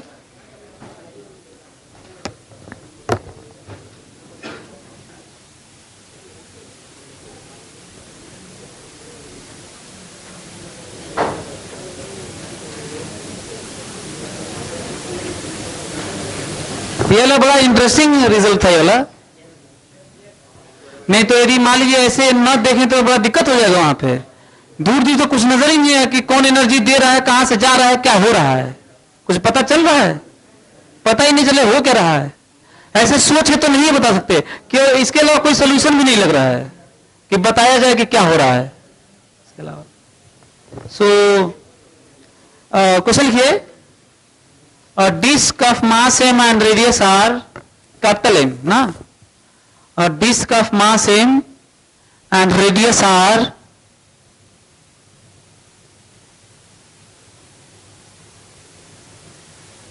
a disk of mass m and radius r is rotating freely with constant angular velocity omega naught, is rotating freely with constant angular velocity omega naught in horizontal plane,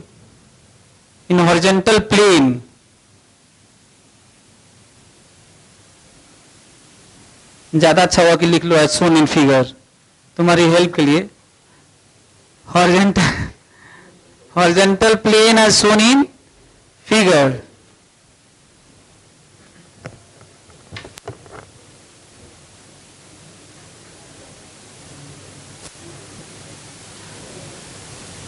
If an insect of small mass m, if an insect of mass small m, if an insect of mass small m starts crawling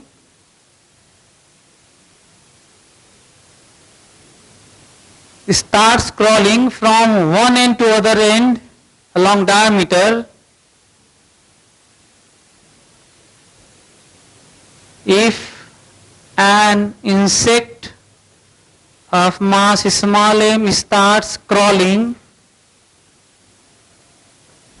from one end to other end along diameter with constant speed v naught, with constant speed v naught with respect to the constant speed v naught with respect to the disk, then find angular velocity of system as a function of time. Then find angular velocity of system as a function of time and draw its graph.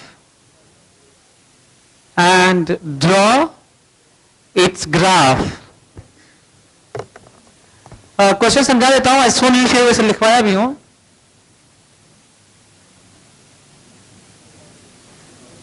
Horizontal plane में ये घूम रहा है omega naught से, capital omega naught capital M है, एक insect है जो इस पे चल रहा था कितने से, वी नॉट से ऐसे, और ये घूम रहा है। फोटो में तो रुका हुआ है, फोटो में घूमता हुआ थोड़ी दिखेगा। तो ये चल रहा है ऐसे, थोड़ी देर में आपको ऐसे दिखने वाला है ना, ऐसे है ना, घूम भी रहा है। तो उसके रिस्पेक्ट में वी नॉट से चल रहा है। तो आपको बताना है कि ये जो पूरा इसके पूरे सिस्टम का, फिलहाल शुरू में ओमेगा नॉट है पूरे सिस्टम का, विथ इंसेक्ट भी उसी पे ओमेगा नॉट है। तो आपको बताना है what is angular velocity of this system as a function of time, और इसका ग्राफ भी खींचना है। तो थोड़ा सा एक ऑब्जेक्टिव अभी बता दो घर पे, तो बाकी सब्जेक्टिव टाइप का करोगे भी। तो एक ऑब्जेक्टिव ये बता दो, मैं ऑब्जेक्टिव में 4 ऑप्शन ले रहा हूं। ओमेगा होल सिस्टम इंक्रीजेज, पहला ऑप्शन, दूसरा डिक्रीजेज, और तीसरा फर्स्ट इंक्रीजेज देन डिक्रीजेज, और चौथा है फर्स्ट डिक्रीजेज देन इंक्रीजेज। हाँ, फर्स्ट इंक्रीजेज देन डिक्रीजेज। जब ये पास जा रहा होगा तो इनर्शिया कम हो रहा होगा, इनर्शिया कम हो रहा होगा तो ओमेगा ज्यादा हो रहा होगा, लेकिन यहीं तक ना, फिर उधर जाने लगेगा तो फिर आई बढ़ेगा और ओमेगा, और फाइनली उतना ही हो जाएगा, ओमेगा नॉट हो जाएगा। क्लियर? तो बाकी सब करेंगे आप लोग, जरा सोच के मेहनत करके आइए, टाइम दीजिएगा इस पे।